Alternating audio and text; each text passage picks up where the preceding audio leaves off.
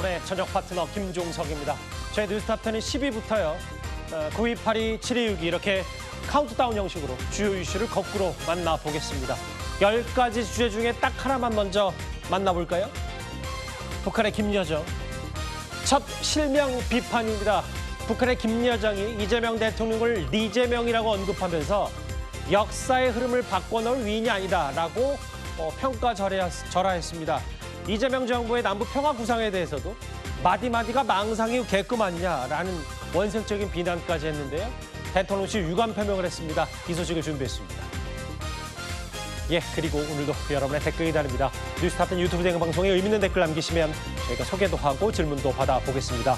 멀리 가지 마십시오. 1분 뒤에 바로 돌아옵니다.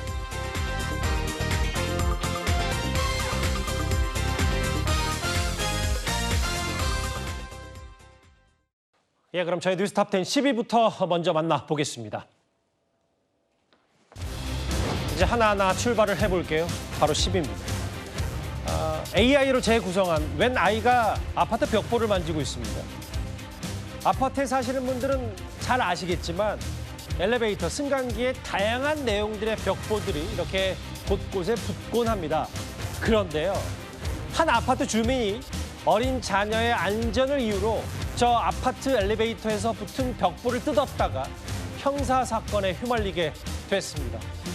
글쎄요, 선뜻 어떻게 이런 일이 발생했는지 납득은 안 되는데요. 허주연 변호사님, 어디에서 어떤 일이 벌어진 거예요?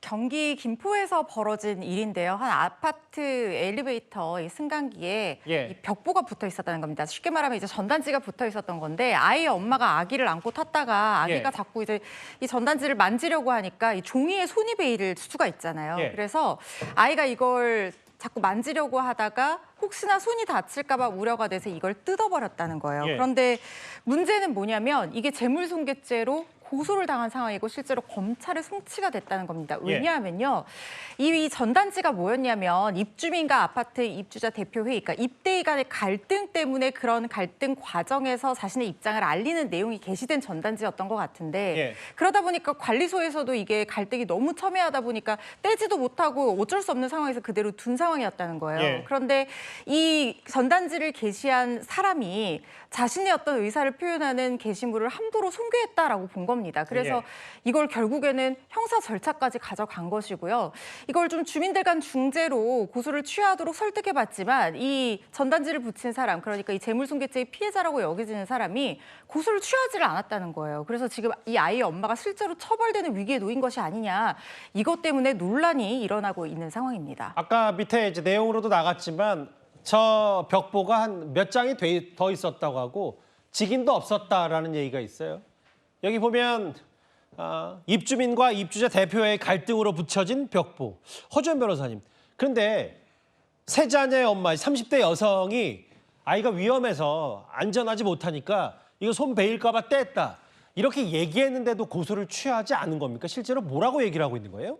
일단 이 아이의 엄마는 자신이 교직에 오랫동안 몸담은 사람이고 이 내용이 뭔지조차도 잘 몰랐다는 거예요. 아이를 키우기 위해서 너무 눈코 뜰 새 없이 바삐 살아가다 보니까 이런 갈등이 존재하는 것 자체도 인지를 못했다. 그렇기 때문에 이게 그렇게 첨예한 갈등이 있는 내용을 알리는 게시물인지도 모르고 정말 어떻게 보면 이 아이의 엄마는 무심코 아기 손이 다칠까 봐 떼어냈다는 거예요. 그런데 이게 법을 좀 굉장히 엄격하게 적용한 사례라고 볼 수 있는데 아이의 손이 다칠까 봐 떼어냈다는 것은 엄밀히 말하면 재물손괴의 고의가 아니라 범행의 동기가 될 수 있는 거거든요. 그렇기 때문에 범행의 동기가 우리가 양형상 참작이 될 수는 있을지언정 결국에는 아이의 손이 다칠까 봐 하는 우려라는 동기로 인해서 재물 손괴를 해야 되겠다는 고의까지는 인정을 받은 상황으로 보입니다. 지금 경찰 쪽에서 이걸 굉장히 엄격하게 적용을 한 데다가 특히 지금 이 벽보를 붙인 사람이 고소를 취하지도 않으니까, 물론 재물손괴죄는 반의사불벌죄는 아닙니다만 그렇다고 해도 만약에 고소가 취하가 됐다라거나 하면 뭐 훈방 조치 정도로 끝날 수도 있었을 텐데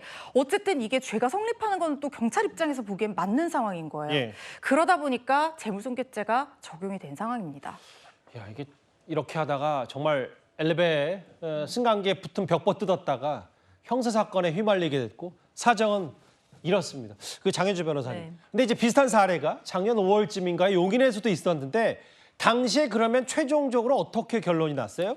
앵커 말씀 주신 것처럼 사실 엘리베이터에 있는 벽보를 무심코 뜯었다가 이렇게 형사 사건에 휘말리는 경우가 이런 사건들이 종종 발생하거든요. 지난해 5월에도 용인에서 한 중학생이 승강기에 있는 벽보를 떼어내는 바람에 경찰 수사를 받은 적이 있습니다. 당시에 경찰에 입건이 됐고 보안 수사 끝에 다행히 무혐의로 종결이 되긴 했었는데요. 그때는 이 벽보 자체가 거울, 그러니까 엘리베이터 안에 거울이 있는데 그 거울의 기능을 방해하고 있었다는 점, 그리고 손괴의 고의성이 없다는 점, 이런 점이 고려가 돼서 무혐의로 종결이 되긴 했습니다. 그렇기 때문에 이번에 이 세 아이의 엄마의 경우에도 형법 제20조 이런 부분을 적용되는 거 생각할 수 있을 것 같아요. 그러니까 이제 정당 행위에 대한 부분인데 사회 통념상 인정되는 상당성 있는 행위다라고 한다면 위법성이 조각되는 그런 조항이 있는데, 그러니까 어린아이가 다칠까 봐 그 동기로 벽보를 훼손했다는 점 정당 행위로 받아들일 가능성도 있다라고 보입니다. 그렇기 때문에 수사 단계에서 무혐의로 종결될 가능성도 있고 또는 기소 유예가 될 가능성도 있을 것 같고요. 만약에 기소가 돼서 재판에 넘어간다라고 하더라도 뭐 선고 유예나 아니면 소액의 벌금형이 나올 가능성이 있다라고 봐야 될 것 같습니다. 일단 글쎄요. 형사사건을 일단 넘어갔기 때문에 여기서 여러분들도 이 사건과는 별개로 승강기 벽보 함부로 손대서는 안 될 것 같아. 이게 그 법적인 저촉이 되는 부분도 있습니다. 다만 또 이게 사정과 사연을 듣고 보니 이게 이런 부분까지 또 사건에 휘말릴 수 있냐라는 여러 논쟁거리가 있어서 저희가 10일 한번 만나봤습니다. 다음 주제로 바로 가보겠습니다. 모르시는 분은 없죠? 바로 배우 이순재 씨입니다. 이순재 씨.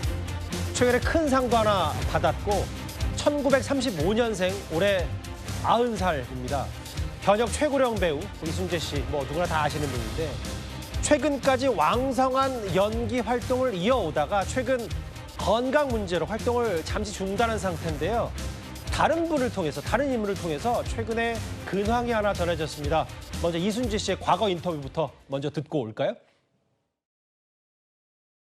나는 글쎄 무슨 전성기라고 느낀 건 별로 없는데, 왜냐하면 뭐 번쩍번쩍 해가지고 무슨 빛나는 상을 타고 뭐 이런 경우가 거의 없다는 말씀이에요. 그냥 그저로 이어올 뿐이지. 다만 그러다 보니까 항상 모자란 것 같다는 어떤 자상이 생기기 시작해가지고 사실 그걸 보완하기 위한 자기 노력이 필요했던 거란 말이에요. 근데 내가 이제 농담삼아 우리 동료들한테 야, 이 저 무당이 멍석 깔아놓으면 다 춤추게 돼 있다 이게. 집에서 기어 나와더라도 현장에 딱 오면 일어서게 돼 있어요.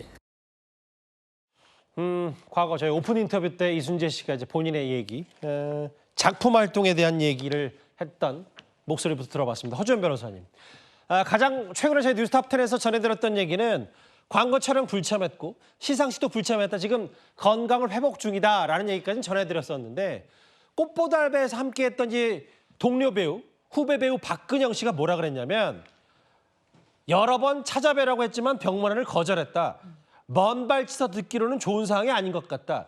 이 말 한마디 때문에 꽤 어제 오늘 이순재 씨의 건강 이상설이 불거졌어요? 이순재 배우가 지금 연세가 9순이십니다. 1934년생이시거든요. 아마 연세가 사실 고령이신 만큼 그동안 사실 작년에 목욕탕에서 쓰러졌다 이런 보도도 있었고 몇 차례 건강 이상설을 겪고 온 데다가 특히 박근영 배우가 연극 고도를 기다리며 기자 간담회에서 같이 초연을 했었거든요. 그 이순재 배우가 연극 고도를 기다리며 하다가 이제 도중에 하차를 하셨어요. 그래서 이순재 배우의 근황을 전하면서 병원에 입원하고 있는데 병문안을 거절했고 좋지 않은 상황이다라고 하니까 혹시나 이 팬들은 진짜 지금 상태가 너무 안 좋으신 거 아니냐라는 불안감이 온통 인터넷을 감돌았던 것 같습니다.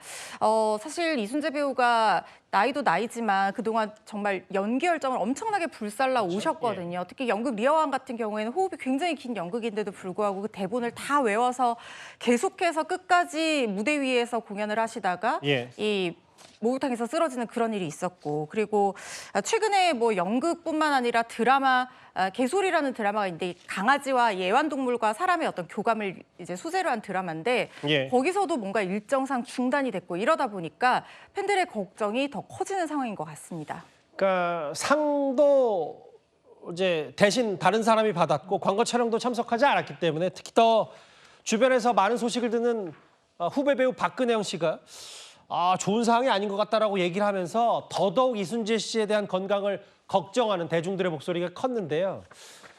지난번, 그러니까 정확히는 작년 말에 연극을 하려고 했지만 하차했었습니다. 하차 전에 저희 채널A 프로그램에 직접 나와서 이순재 씨가 건강 문제에 대해서 이렇게 말하기도 했었습니다. 체력이 10kg가 빠졌더라고. 쓰러지지 않고 잘 버텼는데 집에서 목욕하다가 목욕탕에서 쓰러져 버린 거예요. 넘어져가지고. 아, 이걸로 이제 내 인생이 끝이구나. 일어나가지고 채 한 달 되기 전에 드라마 찍기 시작한 거예요. 이게 이제 박근영 씨가 언급한 부분도 있고 뭐 이순재 씨 하면은 어떤 기사화가 나와도 많은 분들이 건강을 걱정하는 이런 그 목소리도 많아서 소속사도 이런 입장을 냈더라고요. 지금 다리에 힘이 없으셔서 재활 치료 중이도 배우라 환자복을 입은 모습을 보이기 싫어해서 동료들의 병문안을 정중히 거절했다.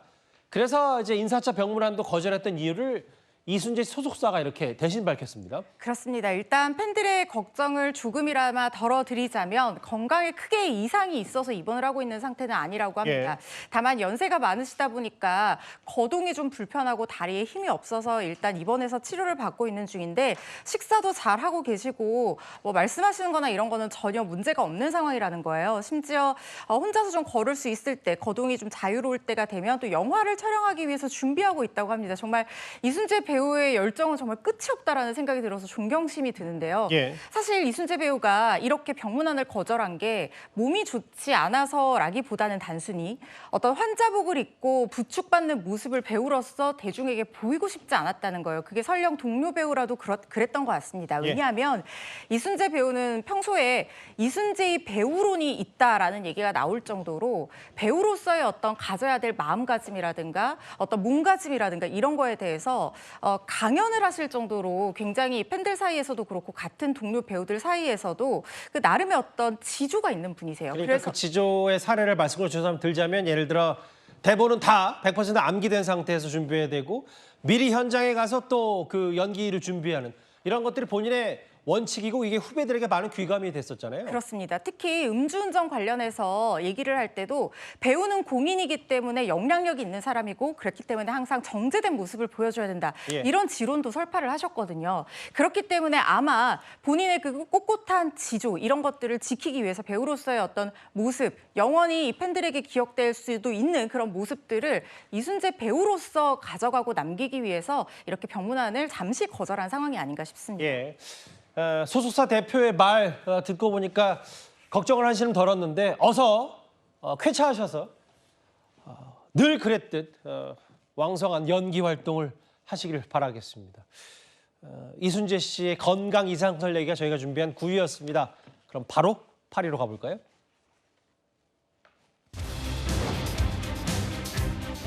저 주차장에 저 타이어 자국 스키드 마크가 저렇게 요란하게 있습니다. 아직도 이런 일이 있습니다. 이제 지난 밤사이 있었던 일을 만나볼 텐데요. 광주 무등산 국립공원 주차장으로 한번 가보겠습니다. 이게 새벽 1시 50분쯤이니까 칠흑 같은 어둠이 있죠. 저 국립공원 주차장에 차 한 대가 저렇게 들어섭니다. 그리고 저게 새벽 1시 50분인데요. 저 차가 보시는 그대로 어이쿠 저렇게 핸들을 왼쪽으로 완전히 꺾으면서 가속 페달 밟았다가 브레이크 밟았다가 급가속과 급제동을 반복하고 거의 뭐 고개 운전, 묘기 운전을 하고 있어요. 허주연 변호사님, 저 국립공원 주차장에서 뭐 하는 겁니까? 지금 뭔가 휴대전화로 촬영까지 저런 모습을 했다는 거예요. 그렇다는 것은 자신들이 어떻게 운전을 좀 멋있게 하는 것처럼 생각을 하고 저런 것들을 찍어서 남기거나 어디 SNS에 게시하기 위해서 일부러 의도를 가지고 저 주차장을 찾은 게 아닌가 싶습니다. 새벽 2시쯤이었어요. 광주 북구 원효사 입구 주차장인데 여기가 국립공원 내기는 하지만 사유지라는 겁니다. 그런데 시내버스 종점으로도 이용이 되고 있는 굉장히 넓은 주차장인데 이런 이 운전을 과시하는 이런 이른바 드리프트를 하는 이런 사람들 사이에서 여기가 좀 유명한 장소라고 해요. 그래서 이런 식으로 와서 주행 연습하고 드리프트하고 그래서 주차장에 스키드 마크 그러니까 이 고무 타이어가 지나간 흔적이잖아요. 그렇죠. 이거를 남겨놓고 가는 사람들이 평소에도 있었다는 겁니다. 그래서 아마 이들이 그런 정보를 듣고 여기에 와서 고의적으로 촬영 준비까지 해서 총 3명이 와서 이런 행위를 한 것이 아닌가 하는 생각이 들고 특히 이런 행위를 하고 나서 타이어까지 살펴봤다는 거는 굉장히 강력하게 타이어가 손상될 위험까지 예견하고 이렇게 뭔가 이 고개 운전을 굉장히 강하게 할 것을 예정하고 온 것이 아닌가 이런 생각이 들고요. 예. 지금 주차장 이 소유자가 이 부분에 대해서는 경찰에 고소를 할 계획이다 이렇게 밝히고 있거든요. 예. 그런데 스키드마크 이거 지우는 비용을 제가 알아봤는데요. 예. 이 굉장히 견적이 많이 나온다고 합니다. 이게 한두 번 물 청소해가지고 지워지는 게 아니라 특수 전문 업체에서 장비를 사용해서 예. 도로가 그러니까 주차장 노면이 손상되지 않고 스키드만큼만 지울 수 있도록 여러 번 정말 정밀하게 방제 작업을 해야 된다는 거예요. 그래서 이 부분은 민사상 손해배상 청구의 대상도 충분히 될 수 있을 것 같습니다. 지금 저게 날이 밝고 드론으로 촬영을 하니까 저렇게 뭐 마치 화면을 만나 보셨다시피 오륜기가 그려져 있는 듯한 동그라미가 몇 개입니까? 저렇게 타이어 자국이 선명하고 참 밤사이에 저 급가속급 정지를 반복하면서 마치 무언가를 촬영하듯이 국립공원 주차장에서 저게 무슨 일입니까? 그러면 허 변호사님 이게 저거 복구하는 비용이 꽤 많이 된다고 하면 뭐 법적인 것도 법적인 거고 나중에 이거 손해배상 청구하고 뭐 이럴 수 있는 거예요? 그렇습니다. 지금 저 행위로 인해서 스키드마크를 지우고 원래 상태로 복구하는 데 드는 비용을 산출해서 예. 그 부분에 대한 손해배상 청구를 하면 이 부분은 다 책임을 져야 되는 부분이고요. 예. 3명이서 이런 행위를 했기 때문에 공동 불법 행위자로서 같이 연대 책임을 질 거라는 생각이 들고 그리고 지금 저렇게 마크 낸 거, 낙서한 거 별거 아닌 것 같지만 재물손괴죄에 해당할 여지 충분히 있습니다. 이 지금 주차장 구획선을 다 지금 마크로 덮어놓은 상황이잖아요. 맞아요. 주차장 자체의 효용을 해했다고 볼 수 있고 복구에 과다한 비용이 요구되는 경우에는 예. 재물손괴죄 성립한다고 판단하는 판례들이 많거든요. 형사처벌뿐만 아니라 민사상 손해배상 책임까지도 지게 될 것으로 보입니다. 아까 허 변호사님이 잠깐 언급했던 저기 좀 그런 드리프트 하는 대로 유명 장소라고도 언급했는데 제가 높아지면서 말씀드리는데 절대 따라하시면 안 돼 저기 이제 앞으로. 이 큰일 납니다. 법적 처벌 세게 받으니까. 아니 도대체 아직도 이런 일이 있는지요. 그런데 올 초에 장소만 다르고요. 비슷한 일이 하나 있었습니다. 저기가 바로 이제 앞으로 만나볼 저기가 학교 주차장이에요. 마찬가지로 여기가 충주에 있는 한 중학교 운동장인데 저렇게 눈 쌓인 저 인조잔디 깔려있는 운동장을 저렇게 드리프트했다가 윤희찬 변호사님 저거 꽤 사과까지 했는데 15억 정도 뭐 어마어마한 금액 얘기가 났었어요? 저걸 아마 저희도 다뤘던 걸로 기억이 되는데 맞아요. 사실 이제 운동장에서 소위 드래프트 운전을 했던 거예요. 그러면은 그 밑에 있던 어쨌든 뭐 인조 잔디든 아니면 그 모래든 뭔가 상한 것은 본인이 스스로 예상이 가능했을 텐데 어쨌든 눈 내렸기 때문에 방문해서 자기가 눈 덮여서 몰랐다 뭐 이렇게 학교 측에 사과를 했다고 하는데 저걸 법적인 측면에서 보면 만약에 본인이 이제 5분 동안 휘젓고 다녔다는 거기 때문에 5분 정도면은 밑에 뭐가 어떤 재질로 시공돼 있는지에 대해서 예. 어느 정도 좀 알지 않았을까? 만약 알면서도 지속했다 그러면 그 부분에 대해서는 형사상 손괴죄가 될 가능성이 있고 알든 모르든 알 수 있었던 거기 때문에 민사상 손해배상 책임은 져야 될 것 같은데 과실이 있기 때문에 근데 그 금액이 저기 시공할 때 15억 들었다는 겁니다. 그렇다면 전부 다 전량 재시공을 한다 그러면 15억에 또 공사비까지 한다 그러면 예. 상당한 손해배상을 물어줘야 될 가능성이 있습니다. 드리프트 자체를 하면 안 되겠죠. 국립공원 주차장이든 학교 운동장이든 말입니다. 무등산 국립공원 주차장에 있었던 황당한 사건 저희가 준비한 8위였습니다. 바로 다음 주에 가보겠습니다. 여기도 마찬가지로 눈살을 찌푸리는 사진 하나가 나왔습니다. 뭐 주차장에 자리를 미리 맞거나 혹은 해변가 인근에서도 긴 시간, 장시간 텐트를 쳐놓고 독점을 행위. 이걸 뭐 시참말로 이른바 알박기라는 표현들을 많이 쓰는데요. 최근에 온라인상에서 두 건의 알박기 사진이 올라왔습니다. 먼저 첫 번째 이 사진입니다. 허 변호사님. 한 명이 이 온라인 커뮤니티 제보에 한 명이 차 놓고 상자 놓고 쇼핑백 놓고 수납장 놓고 캠핑용 의자 놓고 그냥 아예 본인이 이제 곧 차가 올 거니까 본인 이제 지인들 아는 사람 가족 친지 누군지 모르겠지만 올 거니까 이렇게 맡아놨다. 전 5개 맡은 사진은 처음 본 것 같아요. 저도 처음 봅니다. 제가 사건 사고 대해서 굉장히 많이 전달을 해드렸지만 그렇죠. 예. 주차장 알박기를 하는 사건도 굉장히 저희 뉴스탑10에서 많이 얘기를 했거든요. 그런데 저렇게 각종 물건들을 늘어놓고 무려 5칸을 맡으면서 계속 차 오니까 나가라 저렇게 얘기하는 사례는 정말 듣도 보도 못했습니다. 진짜 너무해도 해도 너무한 게 아닌가 하는 생각이 들 정도인데요. 심지어 저기가 예. 모두가 이용하는 망원 한강공원이었다는 거예요. 그러니까 금요일 저녁 퇴근 시간이니까 아마 주말을 앞두고 가족 단위로도 저녁에 많이 공원에 산책을 하러 오는 분들도 많았을 텐데 예. 저 한강공원 주차장에 무려 5대의 주차 공간을 저렇게 점령을 했다는 거예요. 예.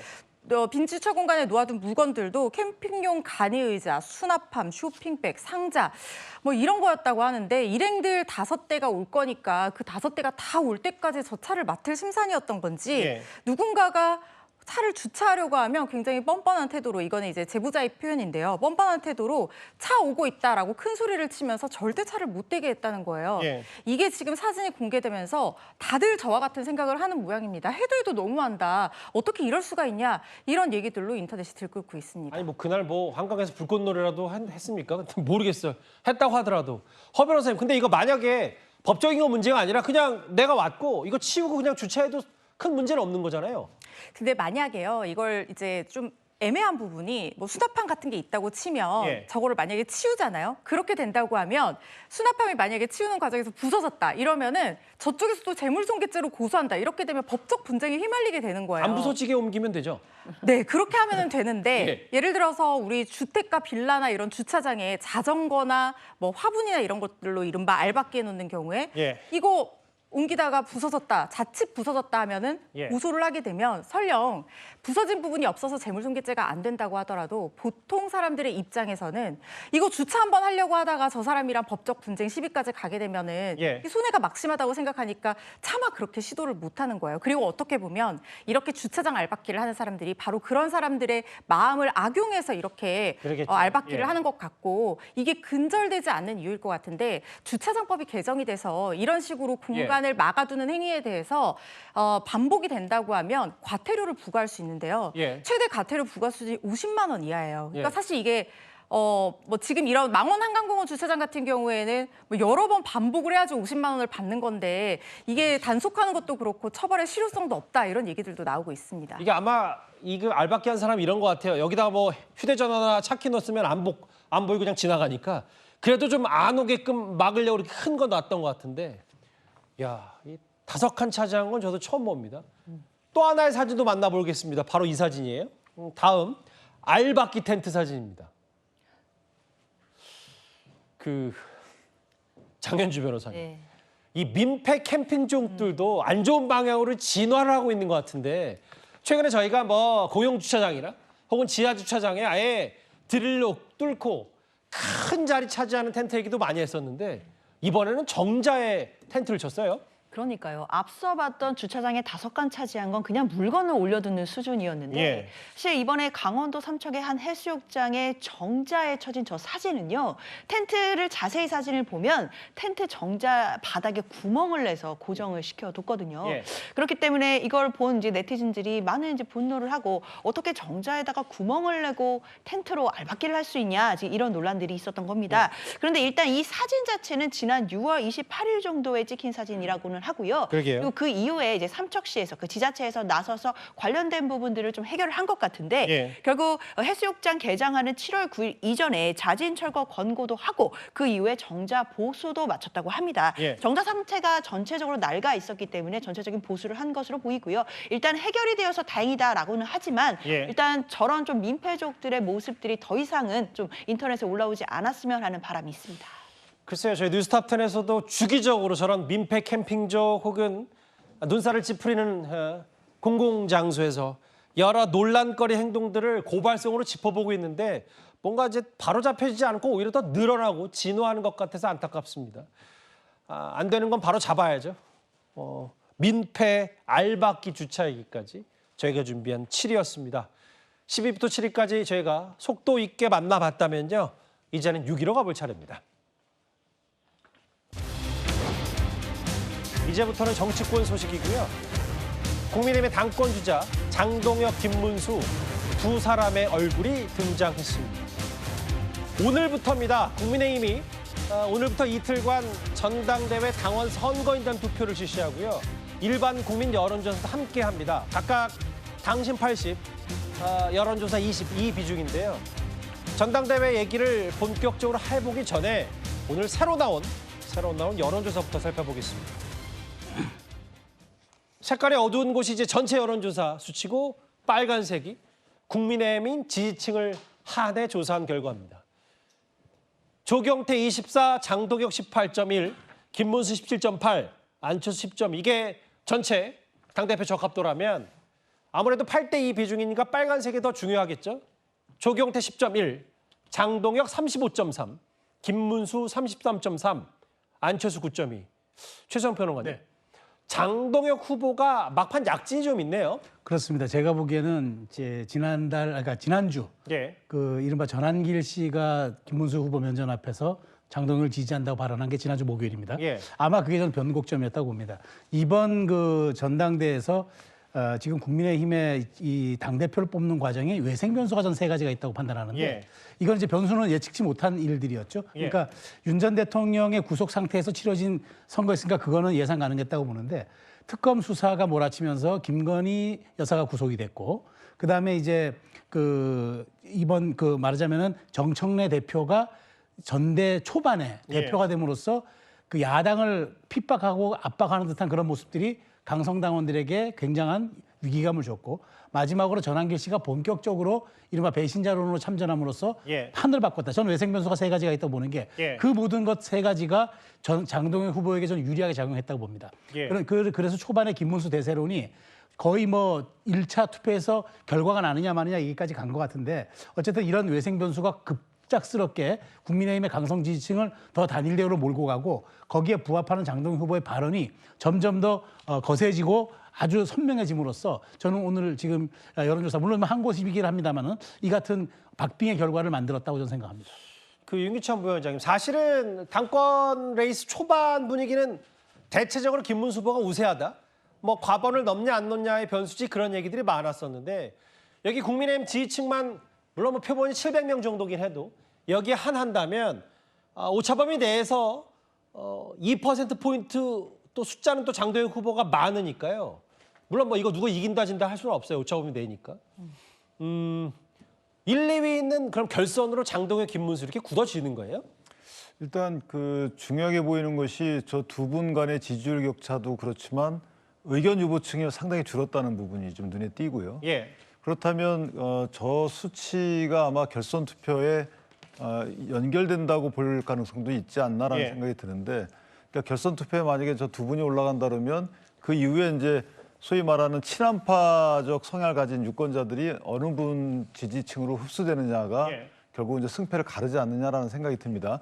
그런 차원에서 보면 일각에서는 이제 장동혁 의원이 뭐 한동훈 후보와 같이 계시다가 이제 이탈했기 때문에 오히려 친한파의 지지를 못 받는 거 아니냐 이렇게 전망하시는 분도 계시고. 이른바 한동훈계는 장동혁 후보는 지지하지 않을 거다. 이 말씀하시는 거예요? 네, 예. 또 어떤 일각에서는 이제 김문수 후보가 공격당할 포인트가 많다라고 또 평가하시는 분들도 있어요. 예. 후보 선출되는 과정에서 피해를 봤다는 관점도 있지만 단일화의 약속을 어겼다는 관점도 있기 때문에 예. 어느 관점으로의 당원들이 조금 더 표를 주느냐 뭐 이런 부분도 있다고 그래서 아마 격전이 예상이 되는 부분이고, 이제 마지막으로 이제 조경태 의원의 경우에는 사실 이제 국민적 지지 측면에서 보면 많이 있는데 예. 이 부분을 어떻게 끌어들일 것인가, 그래서 단일화를 추구했었는데 아마 안철수 후보 입장에서 보면 지금 이 당대표 선거에서 당선되지 않는다 하더라도 예. 이후에 정치 행보 측면에서 보면 조경태 의원과 단일화가 본인의 족쇄가 된다고 판단했던 것 같아요. 그러니까 물론 본인 말씀은 단일화 안 해도 내가 2등 한다라는 말씀 주시지만 안철수 후보가요. 예. 그렇죠. 그러나 실제 이번 그 당대표 선거는 이제 시작에 불과하기 때문에 이후에 본인의 어떤 정치 행보에 지금 조경태 의원과 단일화하는 것이 알겠습니다. 오히려 더 부정적이 아니냐 이런 뭐 기른 판단을 했던 걸로 이렇게 보입니다. 그러니까 여기 보면 아까 윤기찬 부위원장 말씀하셨던 것처럼 없음 모름 이 숫자가 많이 줄어들었고 그 숫자가 장동혁 후보에게 많이 쏠린 거 아니냐는 분석은 뭐 합리적일 수 있어요. 가장 최근 정확히는 그 당대표 뽑기 직전 여론조사 수치는 이렇습니다. 어제 3번째 TV 토론이 있었습니다. 그 자리에서 이 장동혁 후보의 말이 오늘 하루 종일 시끄러웠는데요. 바로 화면으로 확인해보고 관련 얘기를 나눠보도록 하겠습니다. 전한길 씨는 탄핵 때부터 우리 당을 위해서 우리 당과 함께 열심히 싸워온 분입니다. 열심히 싸워온 분에 대해서는 공천을 줄 수 있다고 생각합니다. 한동훈 대표와는 정치적으로 같은 입장에 서 있다가 한동훈 대표가 탄핵 찬성이라는 반대 입장으로 가면서 갈라서게 된 것이지. 결정적으로 김문수 후보는 유튜브를 저는 무시했다고 무시받았습니다. 김문수는 전환기를 버렸습니다. 반박해 보십시오. 전환기 버린 거 아닙니까? 반박해 보십시오. 비겁했습니다. 장동 후보의 약속을 지켰습니다. 오늘 84% 장동 후보로 나왔지 않습니까? 저는 그래서 시청자들의 의견을 따라간다. 이것이 제 기준입니다.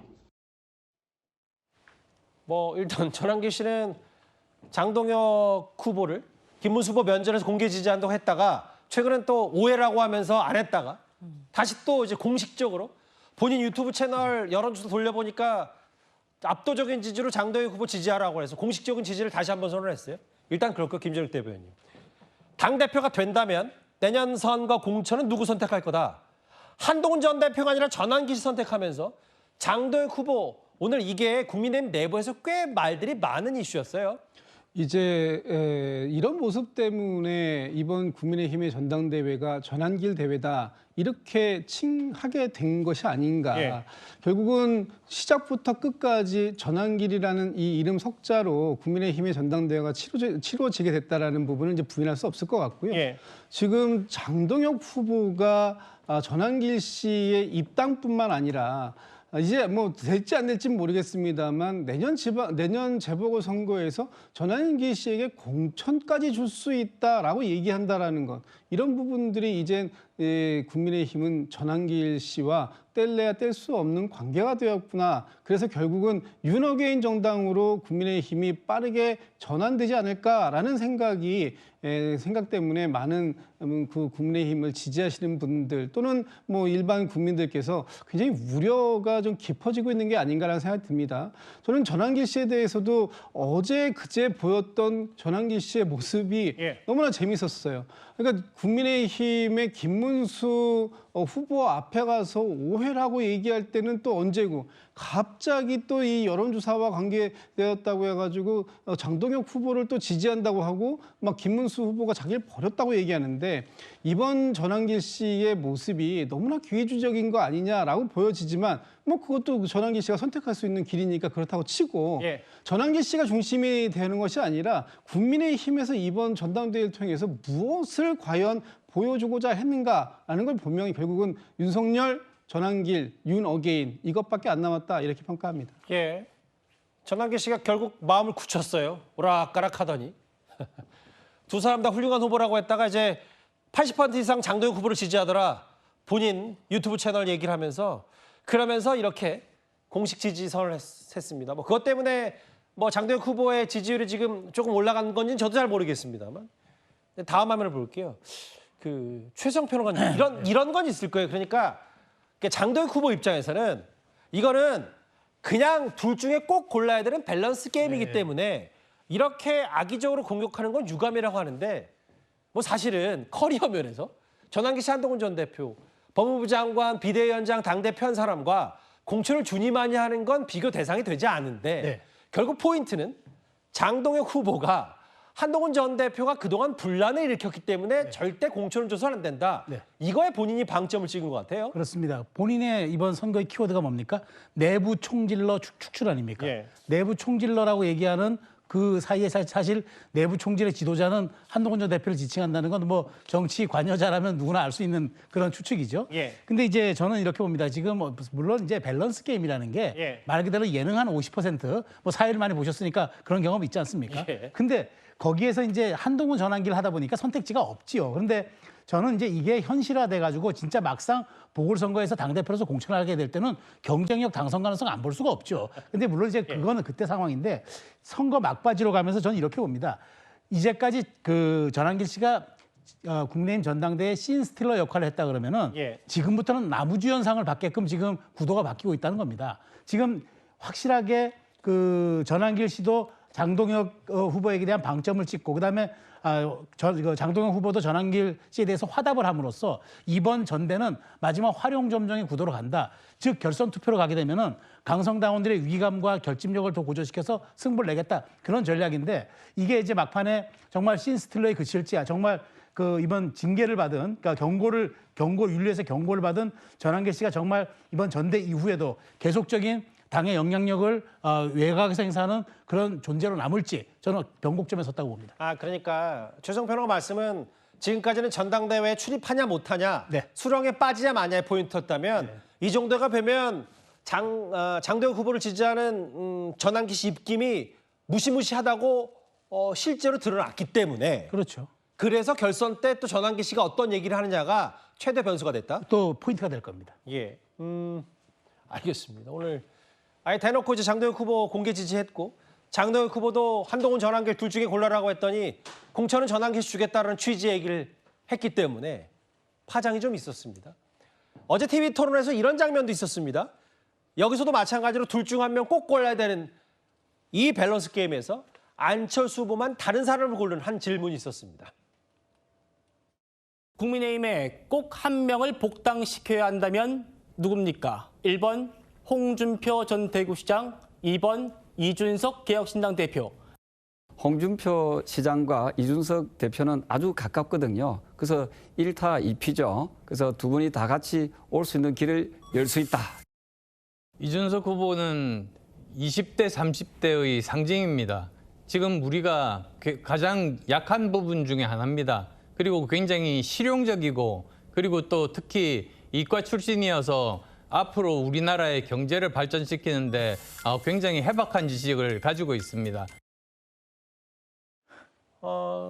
김문수, 조경태, 장동혁 이 세 사람 다 홍준표 전 시장이 복당했으면 좋겠다라고 했는데 장현주 변호사님. 네.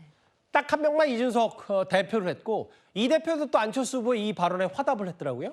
글쎄요, 참 정치가 변화무쌍하다라는 것을 실감하는 장면입니다. 예. 사실 안철수 후보와 이준석 의원이 그동안 별로 사이가 좋지 않은 모습을 그동안 많이 보여왔기 때문에 뭐 국민들 대부분이 다 알고 계실 텐데 예. 사실상 지금은 뭐 꼭 한 명 복당시켜야 되는 사람으로 이준석 대표로 이야기하고 뭐 이 부분에 대해서 이준석 의원도 화답하는 장면들은 사실 얼마나 우리 정치가 변화무쌍하고 또 그 정치가 생물인가를 좀 보여주는 그런 상징적인 장면으로 보이긴 하는데요. 예. 일단 뭐 복당에 있어서는 과연 이제 그 당사자들의 의사가 저는 가장 중요할 것 같아요. 예. 홍준표 전 시장과 이준석 의원이 과연 지금의 국민의힘에 진정으로 복당할 마음이 있을까? 뭐 이런 부분은 좀 차치하고 봐야 될 것 같은데요. 뭐 그런 부분은 변론으로 하더라도 예. 저는 일단 안철수 후보가 이준석 의원을 굳이 꼽은 것은 뭐 2030을 상징한다, 대표한다, 뭐 이런 부분도 있겠지만 예. 마지막에 얘기했던 이과 출신이라서 경제 발전에 기여할 거다, 뭐 이런 취지의 얘기를 강조하고 싶었던 것 같습니다. 예. 본인도 이제 의사 출신, 이공계 출신이라는 점 이런 부분을 강조하는 메시지로 보이긴 하는데요. 근데 문제는 지금 국민의힘의 전당대회이고 뭐 당원들 80%, 국민 20% 이렇게 지금 룰이 정해져 있는 상황에서 예. 뭐 저런 메시지가 과연 막판의 변수가 되거나 뭐 당심을 뭐 변동시키거나 이럴 가능성은 별로 없지 않나 좀 아쉽다라는 생각이 듭니다. 맞아요. 두 사람 식당에서 얼굴 붉힐 일도 있었는데 과거 기억을 떠올려 보니까 옳고 강하다 이준석 대표가 안철수 후보를 이렇게 치켜 세웠습니다. 어제 토론회 중에 한 번 더 만나볼 장면은 바로 이 장면입니다. 안철수 후보가 김문수 후보에게 최근에 넷플릭스에서 꽤 선풍적인 인기를 끌고 있는 이 스토리, 이 에피소드 얘기를 하나 꺼냈습니다. 캐데헨이라고 혹시 들어보셨는지요? K-팝 데몬 헌터스라고 세계에서 선풍적인 인기를 끌고 있습니다. K 컨텐츠의 대명사입니다. 혹시 내용 모르십니까? 저는 좀 잘 모르겠습니다. 얼마나 유명했던지 이런 그 애니메이션인데도 불구하고 빌보드 차트 1위까지 올라갔던 그 제1당 당대표라면 이 정도의 시대적인 트렌드는 알고 있어야 된다. 앞으로 우리 안철수 후보께서 그런 거 많이 소개해 주시면 저하고 같이도 좀 보고 이렇게 하면 좋겠습니다. 예, 김문수 후보 진짜 잘 모르겠는 게 전혀 몰랐던 것 같은데 그래도 잘 빠져나갔어요. 많이 소개해주고 같이 보면 좋겠다. 안철수 후보가 공격한 이유는 단순히 이 K-팝 데모넌터스를 아냐 모르냐를 떠나서 그만큼 지금 K 컨텐츠, 이 문화에 관심이 있냐 없냐를 물어봤는데 이런 답변과 질문이 오고 갔습니다. 잠깐만요. 김문수 후보가 최근까지 한 일주일 가까이 됐나요? 국민의힘 당사 1층 로비 현관에서 연좌 농성을 벌이고 있죠. 특검의 압수수색에 반대하는. 조금 전 화면 하나가 들어왔습니다. 같이 한번 만나볼까요?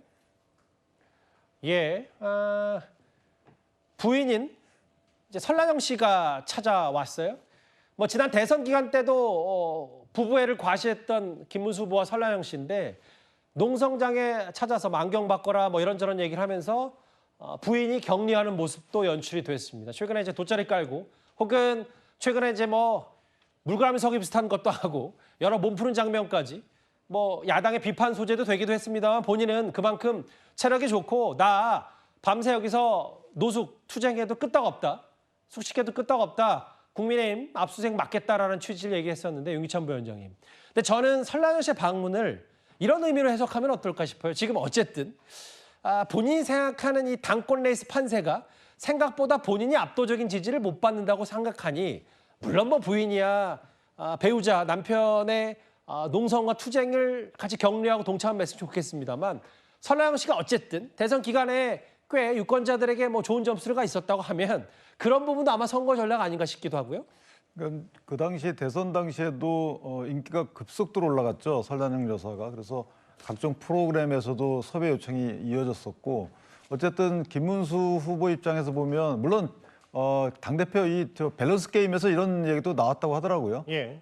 당대표 되기하고 설란영 여사하고 결혼하기 어느 거 선택할래 그랬더니 이제 설란영 여사 결혼하기 그럼 당연한 거죠. 예. 안 그러면 집에 가서 혼나죠. 그럼요. 어쨌든 그거에 대한 화답 차원에서 온 걸지 모르지만 김문수 후보 입장에서 보면 지금 사실 조급함이 있을 수 있어요.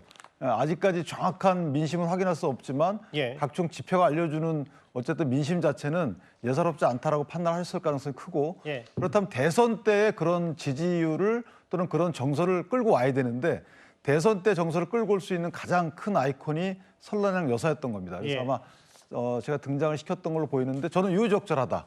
어쨌든 저는 설란영 여사의 등장이 당심으로 하여금 대선 때 급박했던 또는 설 여사가 하고 다녔던 여러 가지 말들 그 말들로 인한 김문수 후보의 이미지 이런 것들이 다시 한번 되새김될 수가 있는 상황이다 이렇게 생각합니다. 내일까지입니다. 국민의힘 전당대회 당원 혹은 민심 투표는요. 오늘 가장 최근 여론조사와 함께 각 후보들의 목소리까지 차례로 만나봤습니다. 바로 그러면 5위로 가보겠습니다. 제 뉴스타페이 딱 절반을 지났습니다. 김용전 부원장입니다. 이재명 대통령의 최측근 징역 5년형을 받았죠. 이 김용전 부원장이 오늘 보석 석방이 됐습니다. 그 자리에 민주당 의원 10여 명이 화성교도소로 달려갔습니다. 이렇게 갑니다. 네. 나오십니다. 나오십니다. 김용은! 무죄다! 무죄다! 무죄다! 김용은! 무죄다! 무죄다! 무죄다! 사필! 유죄! 사필! 유죄! 사필!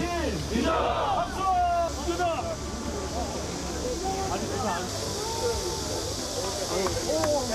제가 22년도 10월 달에 체포돼가지고 서울구치소에 들어간 날이 벌써 3년 전이더라고요. 3년 동안의 기간에 3번의 구속, 3번의 보석, 제 주변에 함께했던 동지들의 이 억울함과 무고함도 조만간 반드시 밝힐 거라고 생각됩니다. 김용 부원장님 일단 보석을 정말 축하드리고 이런 결정을 대법원 측에도 감사 말씀드립니다. 며칠 전에 저희가 이화영 부지사 접견도 하고 왔는데 굉장히 힘든 시간들 보내고 계십니다. 동지들을 위해서 함께 싸우겠다는 말씀드립니다. 대법에서 보석을 허가했습니다. 왜 허가했겠습니까? 중대한 결단하는 그 상징으로 김용을 무죄 선고해 주시기 바랍니다. 부탁합니다.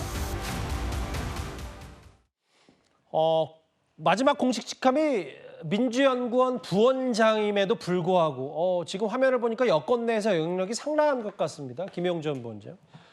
여기 보면 박선원, 한준호, 김동아 의원 등등해서 현역 의원 10여 명이 오늘 화성교도소에서 김용전 부원장의 보석 석방을 맞이했는데요. 김진욱 대변인, 보석 석방에서 한 발 더 나아가서 아예 무죄를 선고해 주길 바란다. 김용은 무죄다. 사필 규정이다. 오늘 구호가 꽤 높았어요. 김영천 그 부원장이 지금 이제 받았던 1, 2심의 어떤 그 선고들 이런 부분들에 대해서 인정하기가 상당히 어렵다라는 것이 지금 이제 중론입니다. 특히 김용 전 부원장이 이재명 대통령의 측근으로 불렸다라는 이유만으로 너무 가혹한 정치 검찰의 정치적 수사와 기소를 당했다라고 보는 것이고요. 또 1, 2심 재판 과정들 속에서 김용 전 부원장에게 유리하다라고 보여지는 또 결정적인 또 그 무죄의 증거가 될 수 있다라고 보여지는 이 구글의 타임라인 등 여러 가지 변호인 측의 어떤 이 변호들이 재판부에서 또는 이 검찰로부터 수용되지 못했던 부분들이 있는데 이런 부분들에 대해서 정확하게 다시 한번 판단을 받아볼 기회가 생기던 것 아니냐라는 이제 생겨야 된다라는 또 주장을 하시는 분들도 계신 겁니다. 대법원에서의 그 판단이 아무리 법률심을 위주로 한다고 하더라도 지금 이제 그 2심까지에서 나왔던 부분들에서 상당히 다른 부분이 있다고 한다면 특히 피고인에게 절대적으로 유리한 국면이 있다고 한다면 그 부분에 대해서도 다시 한번 적극적으로 대법원에서 판단을 해주십사라는 그런 저기 취지도 담겨 있는 것 같고요. 대법원에서 사실 지금 김용 전 부원장에 대한 선고를 내려도 될 시점인데 그렇게 선고를 내리지 않고 그 보석을 인용했다라는 것 이것은 대법원에서 다른 생각을 가지고 있는 거 아니냐 이런 또 기대감마저도 갖게 하는 것이기 때문에 이번 기회에 차제의 뭐 파기환송심이라든지 뭔가 다시 저기 적법하게 이 김용 전 부원장의 무죄를 주장할 수 있는 그런 부분들을 판단을 다시 구할 수 있는 방법이 있다면 그런 부분도 필요하다. 적극적인 지금 대응을 하겠다. 이런 취지인 것 같습니다. 3년 전 들어갈 땐 금방 나올 줄 알았다라는데 뭐 이런 얘기를 했어요. 근데 유기천 부위원장님. 제가 뭐 변호사는 아닙니다만 워낙 뉴스탑 때는 많이 이 법률 얘기, 1심, 항소심, 뭐 대법원 판단 얘기까지 많이 다뤄보고 짚어본 대법원에서 이게 징역 5년이 바뀔 확률이 많지 않고 지금 민주당이 아예 뭐 무죄다, 사필 규정이다라고 얘기하는데 뭐 정치 검찰이 그렇게 무자비하게 기소가 했고 재판을 넘겨서 말도 안 되는 혐의를 엮었으면 사법부가 당연히 그걸 바로 잡았을 텐데 그거에 그 기소에 대해서 당연히 재판 항소심과 징역 5년을 나왔다. 이걸 그냥 단순히 정치인이라고 무죄라고 받아들일 수 있는 거예요? 무죄라고 외칠 수 있는 겁니까? 저 장면이 사실은 이제 국민적 시각에서 보면 굉장히 낯설고 사실은 낯설다는 걸로 설명되기 어려운 이게 바람직하지 않은 거죠. 판결 내용까지 보고 나서 정치적인 멘트를 했어야 되는데 지금 보석이 나왔잖아요. 보석이 나온 상황에서 저걸 무죄다라고 자꾸 주장하게 되면 그것도 여당이 그럼 어떤 그 압력이 있냐면 대법원에게 무죄 판결 하라라는 압력을 작용할 수밖에 없어요. 사법부 압박으로 보입니까? 이전에 뭐 그 대법원장에 대한 뭐 탄핵 운운하고 이런 결과일 수도 있고 또 지금 이게 무죄다라고 미리 얘기를 하게 되면 또 무죄 판결 하라는 압박일 수도 있고 더군다나 이 내용을 가만히 살펴보면요. 김용 부원장의 개인적 비리를 넘어서는 걸 수가 있어요. 왜냐하면 이게 그 명목 자체가 이재명 대선 경선 자금 명목이에요. 그것은 판결문에 나오는 얘기입니다. 그러니까 이 갖는 의미가 굉장히 큰 거거든요. 그래서 사실 대법원에서 이렇게 보석이 나오는 경우는 극히 이례적입니다. 어떤 경우냐면 보통 시한부 인생일 경우에 보석이 나온 경우가 있어요. 그런데 대법원에서 보석이 6개월이든 8개월이든 구속 기간을 채우고 이렇게 내주는 경우가 드물다. 그렇다면 이 재판은 끌겠다는 것인지 아니 파기환송하겠다는 것인지 모르겠지만 어쨌든 재판이 오래 걸릴 것이다라는 것인데 그 오래 걸리는 것은 글쎄 뭐 정치적인 선택인지 모르겠지만 항소심까지의 결과나 증거 조사 결과 놓고 보면 바뀔 확률은 많지 않다. 더군다나 이 김용 이 경우에는 저희가 재판 과정에서 위증도 나왔던 거예요. 이게 위증으로 인해서 기소까지 되고 이제 타임라인도 다 찾아보고 해서 다 이 기억을 함께 보시면 아시겠지만 굉장히 비겁한 재판을 했던 겁니다. 그럼에도 불구하고 김용 이 분에 대해서 뭐 정치 검찰의 뭐 정치적인 이런 메시지를 정치인들이 내는 게 한계가 있고 한도가 있이 내야 되는 겁니다. 알겠습니다. 대장동 사건 관련해서 업체들부터 뒷돈 받은 거 아니냐 불법 정치자금으로 항소심까지 징역 5년 나왔는데 오늘 아예 그 민주당 현역 의원들은 김용은 무죄다라는 표말까지 들고 저 교도소 앞으로 찾아갔습니다. 근데 다음 화면을 볼게요. 다음은 정진상 전 실장과 이화영 전 부지사냐 면죄부 공화국 만들 작정인가 이게 야당의 비판인데요. 그 최성 평론가님. 근데 이제 야당에서 좀 더 생각하는 게 뭐냐면 단순히 이게 이재명 대통령 최측근들을 빨리 자유의 몸으로 풀어줘야 된다는 취지보다 이 사람들에 대해서 무죄든 풀어주든 해야 나중에 이재명 대통령의 임기가 끝났을 때 추가 재판까지 엮여있는 재판들이 있기 때문에 그거를 만들기 위해서 이재명 대통령이 추가로 다시 재판을 재개하지 않기 위한 사전 정지 작업이다. 뭐 이런 해석을 하는 국민의힘 사람들도 있습니다. 상당히 저는 그 합리적인 추론이라고 봅니다. 왜냐하면 지금 이재명 대통령에 대한 재판이 이게 다 없어진 게 아니잖아요. 중단이 된 거잖아요. 5년간 대통령의 직무를 안정적으로 수행해라. 더 이상 재판이라든가 이런 출석 이런 거 없이 5년 동안의 임기를 마치고 그 이후에 재판의 속개 여부는 그 이후에 하겠다. 이게 취지잖아요. 그렇다면 이제 관련자들은 이미 대법원 확정 판결을 받은 사람도 있고 지금 진행 중인 사람도 있는데 여기에서 이렇게 지금 사실상 대법원의 확정 판결 직전까지 간 김용원 부원장까지 풀어줌으로써 일종의 말하자면은 사법부 압박에 대한 신호도 될 수 있지만 실질적으로 이걸 이제 나왔을 때 지금 보석 상태에서 그럼 대법원 판결이 나와서 이 대통령이 또 사면시켜주면 어떡합니까? 그러면 벌써 이제 사라지는 겁니다. 형이 확정된 상태지만. 그러면서 이렇게 사건 관련자들을 하나하나 형을 종결시키거나 사건을 마무리해 줌으로써 실질적으로 5년이 지났을 때 이 대통령이 다시 전직 대통령 사회에 복귀했을 때 재판받을 수 있는 근거와 과정 자체들을 전부 형용화시켜 버린다는 거죠. 이런 것들은 해석이 아니라 분석이 아니라 사실 도래할 수도 있는 사안들이기 때문에 이런 의심받지 않도록 사법정의는 별개로 지켜져야 할 건 지켜져야 한다. 이 대통령이 안정적으로 법률에 위배받지 않고 직무수행하는 것과는 별도로 측근들에 대한 재판은 재판대로 이루어져야죠. 이게 사법정의에 부합하지 않습니까? 최근에 조국 전 대표의 광복절 사면부터 김용전 부원장이 오늘 보석 석방까지요. 여권에서는 묵은 체증이 다 내려간다는 목소리도 있는 반면에 이런 흐름이 되레 이재명 정부의 독이 될 거라는 전망도 나옵니다. 저는 조국 사면의 최대 피해자는 정청래 대표라고 봅니다. 조국 전 대표가 사면이 됨으로써 자세히 보세요. 그 이후에 원샷 받다가 갑자기 마이크가 조국 쪽으로 확 갔어요. 네. 그죠? 예. 며칠간 잘 안 보였습니다. 초조하죠. 청도 막 내려가는 겁니다. 예. 그래서 이게 서로 호승작용을 일으켜가지고 아마 더욱더 과격하고 광폭한 뭐 그런 언사들이 난무할 겁니다. 근데 그게 다 쌓여가지고 이재명 정부에게는 독극물이 되는 거죠. 장현주 변호사님, 마치 이제 사법부를 압박하는 듯한 김용 무죄다 혹은 조국 전 대표 사면되면서 정청래 대표 또 자극받고 더 계속 격양된 반응 쏟아내고 하면 이게 결국 이재명 대통령의 국정에 도움이 되겠냐? 안 좋다, 독극물이다 이런 표현 어떻게 들으셨어요? 저는 뭐 주장일 뿐이라고 생각합니다. 그러니까 조국 전 대표가 사면된 것이 정청래 대표를 견제하기 위한 것 아니냐 이런 분석에 대해서는 이미 정청래 대표가 이 자체를 일축한 바가 있습니다. 사실 이간질하려고 하는 시도 하지 말라라고 일축해 버렸는데요. 그러니까 뭐 박찬대 대표가 됐으면 그럼 조국 전 대표를 사면 안 했을 거냐 이런 논리를 가지고 왔기 때문에 사실 뭐 견제용이다 이런 이야기들은 그냥 어디까지나 뭐 주장이나 뭐 하나의 분석에 불과하다라는 생각이 듭니다. 이제 조국 전 대표가 사면이 됐고 정치 활동을 개시할 것이기 때문에 그 과정에서 과연 민주당과 뭐 시너지를 내면서 어떤 개혁 과제들을 완수해 나갈지 이제 이런 부분들에 대해서 또 서로 협업할 것들은 협업할 수 있는 분야들이 있다라는 생각이 들고요. 뭐 여러 여의도 후사가들의 여러 뭐 정치적인 분석들이 나오겠지만 그런 부분과 상관없이 정청래 대표는 뭐 자신의 나름대로의 플랜대로 대표직을 수행할 것으로 예상됩니다. 이재명 대통령의 최측근 중에 한 명인 김용전 부원장 보석 석방에 현역 의원 10여 명이 달려가서 그와 악수를 했습니다. 5위였습니다. 바로 다음 주제입니다.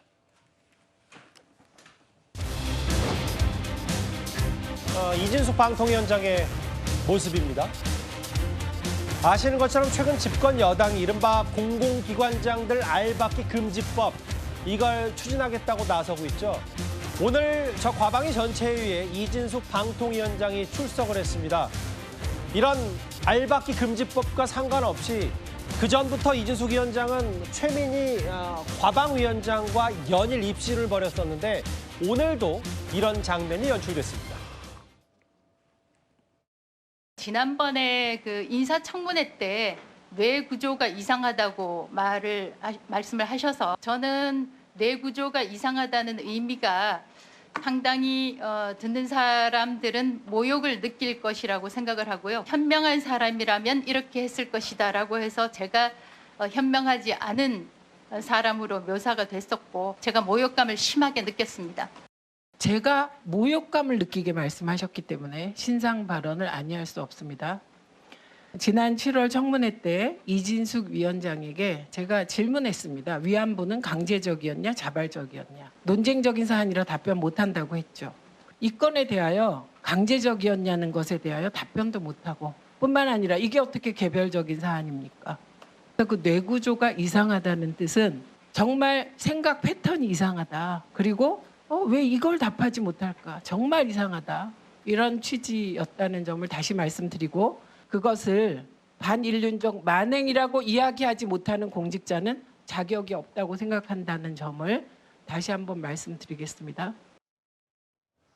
성룡 대변인, 이제 고소를 당한 최민희 의원이 뇌구조 이상에 대한 발언에 대해 설명을 했는데 어떻게 들으셨어요? 최민희 위원장이요. 당시 이진숙 방통위원장 후보자의 답변에 대해서 비판적인 시각을 가질 수는 있습니다. 그러나 거기에 대해서 뇌구조가 이상하다라고 말하는 것은 대단히 모욕적인 언사 아니겠습니까? 그리고 그런 것은 국회 상임위원장이 공직 후보자가 청문회 하러 나왔을 때 할 수 있는 종류의 언행은 아닌 것이죠. 우리 국회법에 보면요. 상임위원장의 역할은 크게 4가지입니다. 위원회를 대표하고 의사를 정리하고 질서를 유지하고 또 사무를 감독하는 것이거든요. 그 4가지 중에 모욕적인 언사는 어디에도 해당하지 않습니다. 물론 일본군 위안부 피해자들에 대해서 바람직한 역사적 시각을 가지지 못하고 있다면 그것은 비판받아야 됩니다. 그러나 정작 그 일본군 위안부 피해자 할머니들을 이용해서 가장 대표적으로 사익을 채운 사람 윤미향 전 의원은 지금 이재명 대통령에 의해서 광복 80주년에 사면되지 않았습니까? 이런 상황에서 최민희 위원장의 저런 그 발언이 얼마나 국민적으로 동의와 공감을 얻을 수 있을지 대단히 의문입니다. 장현주 변호사님, 이게 그런 거잖아요. 그러니까 두 사람의 항상 공방과 뭐 설전 이런 걸 떠나서 그냥 나는 이진숙 위원장 입장에선 이 발언이 너무 셌다. 심한 모욕감으로 고소를 했다. 그런데 이제 이진숙 위원장의 역사인식이 잘못됐다. 그렇기 때문에 이렇게 생각 패턴이 이상하다고 답을 했다. 라는 걸 이제 과방에서 얘기하는 것 자체가 적절한지 저는 잘 모르겠거든요. 글쎄요, 뭐 일단 고소를 했고 이 고소했다는 사실이 알려지면서 또 여러 가지 이야기들이 계속되고 있는 상황이었기 때문에 뭐 이 어쩔 수 없이 얘기가 나온 부분이 있다라고 생각이 들고요. 그리고 이진숙 위원장이 먼저 이제 고소를 했던 이유에 대해서 심한 모욕감을 느꼈다라고 얘기를 했기 때문에 최민희 위원장 입장에서도 본인과 관련된 이야기이므로 신상 발언을 하지 않을 수 없었겠다라는 생각이 듭니다. 그렇기 때문에 본인이 어떤 경위로 저런 발언을 했었는지, 그러니까 이제 모욕감을 주려고 하는 취지가 아니었고 당시에는 왜 답을 못할까, 그 부분이 이상하다라는 취지로 발언을 했다는 점을 다시 한번 이제 설명해주는 자리였다라고 보이는데요. 뭐 보시는 국민에 따라서는 저 얘기를 왜 저기서 하냐라고 하실 수도 있겠지만 일단 말이 나왔기 때문에 이 부분에 대해서는 최민희 위원장도 말을 할 수밖에 없었다고 생각합니다. 뇌구조가 이상하다는 말에 모욕감을 느꼈다. 오늘 뭐 이 과방위와 조금 별개의 두 사람의 개인적인 얘기까지 서로 오갔습니다. 오늘 또 등장한 얘기가 있습니다. 바로 이진숙 위원장, 과거 대전 MBC 사장 시절에 법인카드로 빵 사냐 안 사냐 이건데 노정면 의원과는 또 이런 설전 요구가 있습니다. 저의 경우에는 조명현 씨 같은 내부 고발자도 없고 제가 집으로 초밥을 시켜서 먹은 증거도 없고 제가 과일을 사 먹은 증거도 하나도 없습니다. 저는 오직 업무 용도로만 사용했음을 다시 한번 강조해서 말씀드립니다. 우리 국민들 뇌리 속에서 아무리 지우려고 해도 지워지지 않는 그 단어를 지워보려고 애쓰시는 것 같아요. 이진숙 위원장 하면 빵이 떠오릅니다. 법카로 빵을 얼마나 사 드셨으면 이미 국민들 뇌리 속에는 빵이 각인돼 있습니다. 제가 먹지 않았습니다. 진짜 저 태도는 어떻게 해야 고쳐집니까? 작전인가요? 뭐 습관인가요? 자, 다시 한번 말씀드립니다. 위원님이 질의하실 때 끼어들지 마십시오. 집 근처에서 무수히 빵 드시고 밥 드시고 음료 드시고 휴일 평일 안 가리고 새벽 오전 오후 안 가리고 그렇게 쓰셨고 그렇게 드셨습니다. 김진욱 대변인, 저희가 종종 뉴스탑10에서 과방위를 보면 어떤 본질 현안보다 과거 빵 얘기, 모욕감 얘기 이런 걸로 지금 하는데 아까도 저런 장면이 연출이 됐거든요. 지금 이진숙 방통위원장 같은 경우에는 지금 방금 나왔던 저 빵 사건, 소위 대구 MBC 사장 시절에 본인이 법인카드를 사용했고 그것이 업무상 배임 혐의에 있다라는 것 때문에 지금 경찰의 조사를 지금 계속해서 받고 있는 상황 아닙니까? 그런데 일부 사실관계들을 확인해 볼 수 있는 부분들이 분명히 있습니다. 지금 뭐 내부 고발자 얘기를 하시는데 내부 고발자가 없는 상태라면 다 무죄가 될 수 있을까요?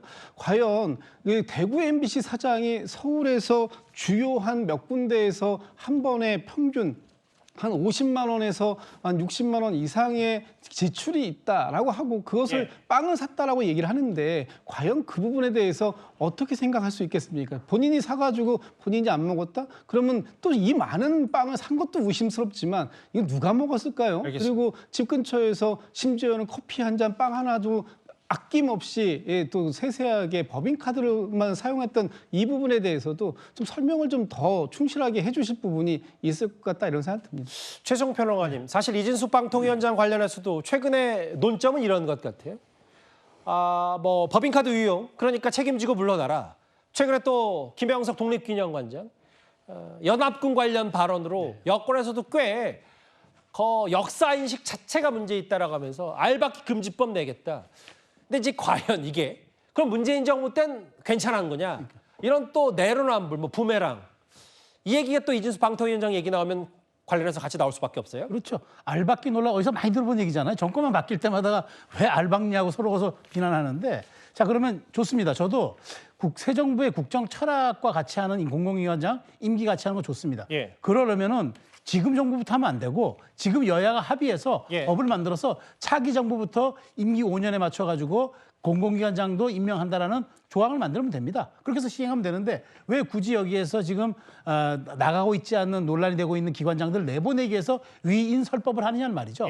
미국 같은 뭐 플럼북 많이 들어보셨을 겁니다. 자두빛 색깔이라고 그래서 공공기관장의 임기와 대통령의 임기를 같이 맞춰가는 자리들을 딱 정하는 건데 이거 하원에서 여야 합의로 만듭니다. 그래서 딱 정확하게 가는데 왜 민주당은 블랙리스트가 겁이 나니까 쫓아내지 못하겠고 같이 있기는 싫고 그러니까 우리가 법을 만들어서 가겠다? 이건 대단히 입법 편의주의죠. 그리고 굉장히 이거는 편향적 사고로 비춰질 수 있기 때문에 이렇게 정치를 한다는 거는 이재명 정부의 통합과 신용에 맞지 않는다. 한마디 드리겠습니다. 알겠습니다.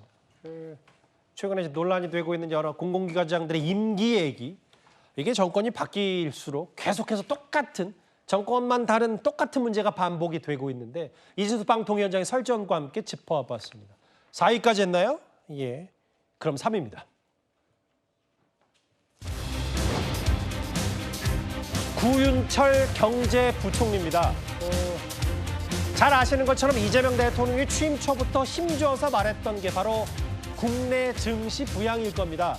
오늘 우리 주식시장 한때 뭐 코스피 3,000선까지 떨어지는 거 아니냐라는 위기감도 있었는데요. 최근 국내 증시 상황이 그리 좋지 않습니다. 그런데요. 주식 떨어지는 것도 개미들, 소액 투자자 입장에서는 기분이 좋지 않을 텐데 우리 경제를 책임지는 이 경제부총리 한마디로 오늘 개미들이 부글부글했습니다. 부총리님 지금 저희 코스피 뭐 3,200 정도라고 하는데 소위 PBR이라고 하죠. 주가 순자산 비율이 우리나라 얼마인지 아십니까? 10 정도 안 되네. 1.0입니다. 우리나라는 기업들이 가지고 있는 자산보다도 주가가 너무나 못 미쳐서 이거를 옆 나라 일본인 1.6만큼만 높여도 5,100입니다. 아니 지금 PBR이 10이면 우리 주가가 코스피 3만이어야죠. 그럼요. 예. 코스피 5천은 뭐 진즉에 넘었겠죠. 저도 장학 퀴즈식 질문하는 거 별로 안 좋아합니다. 요새 우유 한 통 얼마인지 아세요? 모를 수 있어요. 그거 안 좋은 근데 질문이에요. 코스피 5천 노래를 부르면서 대한민국 주식시장의 PBR이 뭐 예를 들면 1인데 2나 3을 얘기하는 것도 아니고 10을 얘기하시는 거는 주식시장에 대한 최소한의 관심도 없는 것 아니냐. 굉장히 참담한 심정으로 봤습니다. 제가 송영은 대변인, 다른 사람은 아니더라도 경제부총리가 그리고 또 부동산 말고 주식하라는 이재명 정부의 취지에 맞는다면 이건 당연히 알아야 되는 거 아닙니까? 그렇죠. PBR, Price to Book Ratio라고 합니다. 그러니까 종목의 시가총액을 그 회사의 순자산으로 나누는 거죠. 예. 순자산 대비 주가가 어느 정도로 평가받고 있느냐라고 하는 겁니다. 사실 PBR이 1.0 정도 되면요. 이론적으로는 그 회사를 청산했을 때 주주들이 돌려받을 수 있는 돈만큼을 주가로 평가받고 있다는 겁니다. 그러면은 이것은 전혀 고평가되고 있는 게 아니에요. 오히려 대단히 저평가되고 있는 것에 해당합니다. 예. 우리나라 코스피가 지금 PBR이 1.0 정도 됩니다. 그리고 코스피 5천을 가려면은 이 PBR이 1.6을 조금 넘어야 돼요. 그런데 우리 경제부총리는 정확하게 PBR을 알지도 못하고 더더군다나 10이라고 하는 엉뚱한 숫자를 댄다. PBR이 10이면 지금 코스피가 3만이 넘어가야 됩니다. 그리고 순자산 가치 10배 이상으로 주가가 평균적으로 우리 종목들이 평가받고 있다면 그건 시장에 대단히 위험하게 거품이 껴있는 상태입니다. 예. 그러니까 오히려 경제부총리가 주식시장을 가라앉히기 위한 대책을 내놔야 되죠. 그러니까 본인도 말하면서 뭔가 이상하다고 느껴야 되는데 경제부총리는 10이라고 답하고 뒤에서도 사실 10이라고 알려준 사람이 있었던 것 같은데 맞아요. 예. 자, 이런 상황을 보면 우리 개인 투자자들이 과연 코스피가 5천을 갈 수 있다고 볼 것인가. 그야말로 장밋빛 환상, 공허한 구호에 그친다고 보지 않겠는가. 그것이 오늘 주식시장에서도 여실히 나타났다 이렇게 보여집니다. 그 김진욱 대변인, 뭐 저도 아까 천하람 의원 말에 동의해요. 뭐 장학기처럼 숫자 모르냐 아니냐. 근데 이것도 마찬가지로 야당 의원도 아니고 이소영 의원이 물어본 거고, 뭐 이거는 주식시장의 기본 중에 기본일 수도 있고, 주식시장 가장 중요한 게 불확실성을 없애는 건데, 뭐 경제부총리의 증시에 대한 너무 모르는 무지뿐만 아니라 지금 상법 개정안, 주식시장 개정안 뭐 10억 할 건지 50억 할 건지 아직 결정도 안 했고, 이제 그러면서 어떻게 주식을 부양하냐, 뭐 이런 근본적인 의문을 제기할 수밖에 없어요. 그렇습니다. 지금 오늘 이제 그 여당 의원 중에서 질의한 의원이 이소영 의원인데 예. 이소영 의원이 엊그저께 기재위로 이제 그 사보임이 되고 예. 아마 오늘 첫 전체 회의가 열려서 질의를 했던 것 같습니다. 이소영 의원의 질의 방향은 아마 이 구윤철 경제부총리를 어떤 이렇게 아느냐 모르냐 단순한 그런 그러게요. 정도를 물어보려고 했던 건 아니고 지금의 주식시장이 조금 더 좀 더 성장할 수 있는 그런 방법, 그리고 특히 지난번에 이제 세제 개편한 부분에 있어서 주식의 대주주의 요건을 얼마로 맞춰갈 것인가 하는 부분에 대해서 한참 논의가 있었고 그런 부분들이 지금 주식시장에 미칠 영향들이라든가 이런 부분들을 아마 묻고자 했던 것 같습니다. 예. 그런데 지금 이제 이렇게 본인이 엉뚱한 답변을 하셔가지고 곤혹을 치르게 되는데 사실 이런 답변들 중에 가장 정확한 것은 모르면 모른다라고 얘기하는 거예요. 예. 그리고 정확하게 모르겠는데 지금 의원님께서 질의를 주시는 취지가 무엇인지 설명해 주시면 그에 대해서 답변을 드리겠습니다 하는 것이 정말 제가 볼 땐 바람직한 태도셨지 않았을까. 그러다 보니까 오늘 사실 이 문제로 인해서 왜 우리의 지금 주식시장에 대해서 경제부총리가 이렇게 무관심하느냐라는 다른 방향의 공격을 받게 됐고 그 공격 때문에 여러 가지로 이 이재명 정부 전체의 주식시장에 대한 그 비판을 받게 됐는데 이 부분에 대해서는 구윤철 총리가 이 부분 정확하게 사실관계를 파악하지 못했다라는 부분을 인정하고 사과하는 게 맞지 않을까 싶습니다. 그리고 또 이제 지금 여당과 대통령실이 지금 생각이 다른 것 같은 10억인지 50억인지 상법 기준, 대주주 기준 이것도 빨리 결정해야 될 텐데 그 상법 개정안 진성준 전 정책위원장 그 이후로 코스피가 좀처럼 맥을 못 추고 있어서요. 글쎄요, 코스피가 연일 하락인 데에는 뭐 여러 가지 이유가 있겠지만 지금 여당이 밀어붙이려고 하는 노란봉투법 논란 역시 그 원인 중에 하나로 거론이 되고 있습니다. 이 노란봉투법이 특히 이 기업들을 대상으로만 지나치게 엄격하고 냉혹하다라는 지적도 나오고 있는데요. 오늘 국회에서 어제 발생한 이 코레일 사고까지 거론이 됐습니다. 철도 사망 사고에 대해서 여태까지 코레일 사장 처벌받은 전례가 있습니까 없습니까? 없는 걸로 알고 있습니다. 왜 없죠? 대통령은 포스코 ENC 사망 사고 잤다고 면허 출시까지 운운하는 바람에 포스코 ENC 딸린 식구들이 얼마나 불안했답니까? 공기업이라서 처벌을 못하는 겁니까? 대통령의 말씀대로라면 지금 코레일은 폐쇄입니다, 지금. 코레일 같은 경우는 지분 100%를 정부가 소유하고 있는 기업입니다. 이번 사고의 책임자는 누구라고 생각하십니까? 사고 책임과 관련해서 수사 결과에 따라서 엄정하게 책임을 물어야 된다고 생각하고요. 아니 일반 기업 같은 경우는 오너가 책임이 있다면서요. 코레일의 오너는 누굽니까? 100% 지분이 있는데 이거의 정부면 정부의 수장인 이재명 대통령 아닙니까? 대통령도 아마 이 사고에 대해서 크게 관심을 가지시고 책임을 느끼시지 않을까 생각합니다. 그 느끼면 됩니까 그냥? 그러면 앞으로 오너들도 책임을 많이 느끼면 되는 건가요? 저는 이 이중적인 태도에 대해서 말씀을 드리는 거예요. 이재명 정부에서 기업한테는 폐업까지 시키겠다 이렇게 윽박 지르는데 정부는 뭐 자진하야 정도 각오를 하십니까? 제가 답할 내용은 아니라고 봅니다. 최승욱 변호사님, 우재준 의원이 그럼 뭐 책임을 느끼면 됩니까? 느낌만 갖고 됩니까? 라고 얘기를 했어요. 사실 지금 김 장관 대답하는 태도도 그래요. 저분이 철도 기관사 출신 아닙니까? 예. 바로 코레일 소속이었어요, 얼마 전까지. 근데 이제 거기 그렇다면은 보다 더 책임감과 어떤 여기 사고에 대한 어떤 엄중함을 느끼고 답변을 하거나 해야 되는데 무조건 좀 대통령을 방어하기 급급하다. 이걸 뭐 답변하기 곤란하다. 뭐 피해가는 듯한 이런 얘기들. 대통령이 얼마나 지금 인사사고에 대해서 강력하게 대응하고 있습니까? 쉽게 말해서 그 민간 기업들에 대해서는 폐업까지, 즉 금융치료를 넘어서 거기 회사를 아예 망할 수도 있겠다 이렇게까지 강력하게 얘기하고 있는 상황에서 사실상 정부 지분 100%를 갖고 있는 코레일 같은 공공기관이 이런 대형 참사가 났는데 저렇게 더군다나 거기 출신인 고용노동부 장관이 저런 식의 좀 약간 무책임한 태도를 일관하는 게 맞느냐, 국민 정서에 대단히 반하는 거라고 보고요. 저는 이렇게 생각합니다. 지금 국민의 안전을 강조하고 우리가 OECD 국가 중에서 여러 가지 좀 우리가 안전이 미비한 것도 사실입니다. 그런데 그걸 강조하기 위해서 민간만 패가지고 말하자면은 한쪽만 공격해가지고 이것을 바로잡겠다 그럴 수는 없죠. 이거는 노사가 함께 가듯이 이것도 공공기관 정부와 민간이 함께 가야죠. 그런데 왜 이런 것들에 대해서 한쪽만 이렇게 강력하게 응징하겠다고 하는 이런 부분들에 대해서 아마 우연히 질의한 것 같은데 이 부분은 이재명 대통령도 민간에게만 너무 책임을 묻는다는 게 아니라 우리 사회 전반적인 문화를 함께 바꿔야겠다 이런 생각을 하면서 저는 이 정책을 추진해야 필요성 있는 결과를 맺을 수 있다고 봅니다. 공기업이든 일반 기업 잣대가 너무 다르지 않냐는 비판 어떻게 들으셨어요? 글쎄요, 일단 대통령이 특히 일터에서 노동자가 사망하는 일, 이 부분에 대해서는 절대로 막아야 되는 일이고, 그리고 얼마나 엄중하게 보고 있는지에 대해서는 그동안 여러 가지 메시지를 통해 밝힌 바가 있습니다. 그렇기 때문에 오늘 김 장관도 관련된 부분을 이제 의원들의 질의에 대해서 답변을 하는 것으로 보이는데요.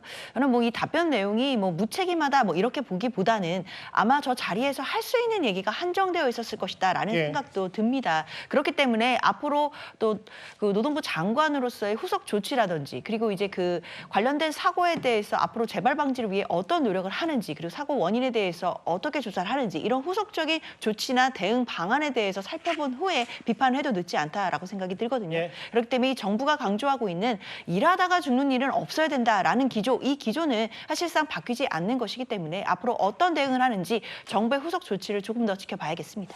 그 논점은 이런 것 같습니다. 송영 대변인님. 아니 주식시장 그렇게 끌어올려서 코스피 5천 시대 만든다 부양한다더니 아예 단순한 경제부총리 지시조차 없냐라는 무관심. 두 번째는 지금 어쨌든 미국과 관세 협상하고 조선업 띄워야 되고 기업 살려서 이 국가 경제를 키워야 되는 이 시점에 노란봉투법을 어쨌든 대통령실이든 당정대 모두 공감하고 밀어붙이려고 한다. 기업들 반발해도. 그럼 결국은 재계 입장, 기업 입장에선 이건 이재명 정부는 기업 친화적인 건지 반기업적인 건지 뭐 헷갈릴 수도 있을 것 같아요. 실제로 저런 노란봉투법, 노봉법이 그대로 국회를 통과하고 공포돼서 시행이 된다면 이 기업들이 굉장히 큰 어려움을 겪게 될 뿐더러 이것은 단순히 기업의 문제가 아닙니다. 파업을 마음 놓고 할 수 있는 소수의 근로자들과 그렇지 않은 대다수의 근로자들의 일자리가 불안정해지는 문제, 결국 이 둘 간의 문제라고 보여지거든요. 특히나 많이 영향을 받게 될 업종이 자동차와 조선입니다. 왜냐하면 현실적으로 이 두 업종에서는 사내 하청이 굉장히 만연해 있기 때문입니다. 다단계 하청 구조가 올바르거나 바람직하다고 얘기하는 것은 아닙니다. 예. 그러나 그것이 엄연히 현실인데 지금 노란봉투법은 어떻게 하고 있습니까? 사용자가 교섭을 해야 되는 범위를 대폭 확대시켜서 결국에는 하청 근로자들도 전부 다 원청과 단체 교섭하라는 것 아닙니까? 그 한화오션, 옛 대우조선해양이죠. 예. 조선소가 있는 거제에 가면은요. 전국금속노조 거제통영고성 조선하청지회라는 게 있습니다. 예. 거기에 속해 있는 근로자가 한 400여 명 되는데요. 서로 다른 22개의 사내 하청 업체에 소속되어 있습니다. 예. 지금까지는 법에 의해서 한화오션 본사와 교섭하도록 강제되지는 않았습니다. 그런데 이 노봉법이 시행되면요. 서로 다른 업체들의 하청 근로자들이 매주 돌아가면서 단체 교섭을 요청한다고 생각을 해보십시오. 그러면은 우리나라 조선업체들은 예를 들어서 22개 업체와 매주 돌아가면서 교섭하면 반년이 그냥 가는 겁니다. 국내에서 조선업 하고 싶겠습니까? 지금 마스가를 통해서 미국에 대거 투자를 한다고 하는 판에 만약에 이것을 성사시켜서 해외에 조선소를 지을 수 있다면 예. 아마 그런 일자리는 대한민국으로 다시 돌아오지 않을 가능성이 대단히 높다. 이 점이 걱정됩니다. 말로는 경기 살린다면서 속으로는 행동과 이런 거는 반기업 아니냐는 비판이 야당에서 나와서요. 알겠습니다. 균형을 맞춰봤습니다. 3위 경제부총리의 답변에 소액 투자자들이 분노했다는 얘기가 저희가 준비한 3위였습니다. 이제 딱 두 가지 주제 남았습니다. 바로 가보겠습니다. 북한의 김여정입니다. 오늘 누가 뭐래도 핵심 인물 가운데, 오늘 뉴스의 핵심 인물 가운데 한 명이죠. 북한의 김여정이 처음으로 이재명 대통령의 실명을 거론하면서 작심 비판을 했습니다. 일단 어떤 말을 했는지를 살펴보기 전에 과거 문재인 전 대통령, 윤석열 전 대통령 때도 북한은 이런 실명 비판을 해온 적이 있습니다. 자기 변명과 책임 회피, 뿌리 깊은 사대주의로 점철된 남조선 당국자의 연설을 듣자니 저도 모르게 속이 메슥메슥해지는 것을 느꼈다.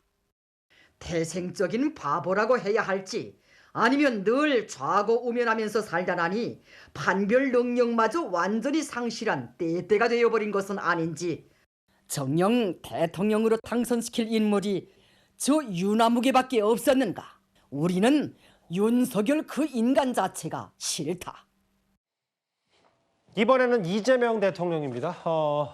김궁엽 보좌관님 오랜만입니다. 리재명이라는 언급, 대통령 호칭도 없이 역사의 흐름을 바꾼 위인이 아니다. 개선 생색내려고 안간힘 쓴다. 망상이고 개꿈이다. 이 첫 실명 비판의 수위를 저희는 어떻게 좀 바라보면 될까요? 이재명 정부 들어서고 나서 지금까지 지속적으로 북한에 대해서 유화적인 제스처를 취해오지 않았습니까? 예.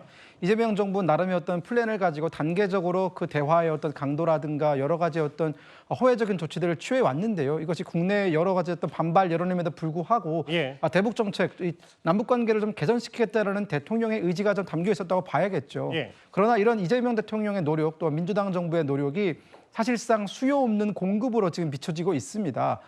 이게 어떻게 보면 일방적인 구애인데 상대방이 응대를 안 하는 걸 넘어서서 구애를 하는 상대방을 향해서 굉장히 입에 담기 어려운 막말을 쏟아내고 있는 이 상황 굉장히 낯설고 이재명 정부 입장에서는 당혹스러울 거라고 생각이 듭니다. 왜냐하면 지금까지 진보 정부가 들어섰을 때마다 북한과의 어떤 관계 개선, 예. 남북 대화를 강조하면서 늘 해오던 방식이 있지 않습니까? 뭐 김대중 대통령, 노무현 대통령, 문재인 대통령 다 비슷한 방식으로 북한에 접근을 했고 예. 그때마다 북한에서 일정한 어떤 여러 가지 성의 있는 답변을 이끌어내면서 그것이 지지율 상승에도 도움이 됐었고 실제 남북 대화로 이어지기도 했습니다. 그러나 지금 북한은 우리가 현재까지 대응을 해왔던 북한과는 전혀 다른 모습을 보여주고 있고 예. 그것은 결국은 이 한반도를 둘러싼 여러 가지 정치적인 상황과 국제 관계가 많이 달라졌다. 이 북한은 이제는 러시아라는 든든한 뒷배를 가지고 있고 또 핵무기를 고도로 발전시켰기 때문에 본인들이 활용할 수 있는 카드가 너무 많다라는 것을 보여주고 있는 것이죠. 그러니까 북한 전문가인 김궁엽 보좌관이 봐도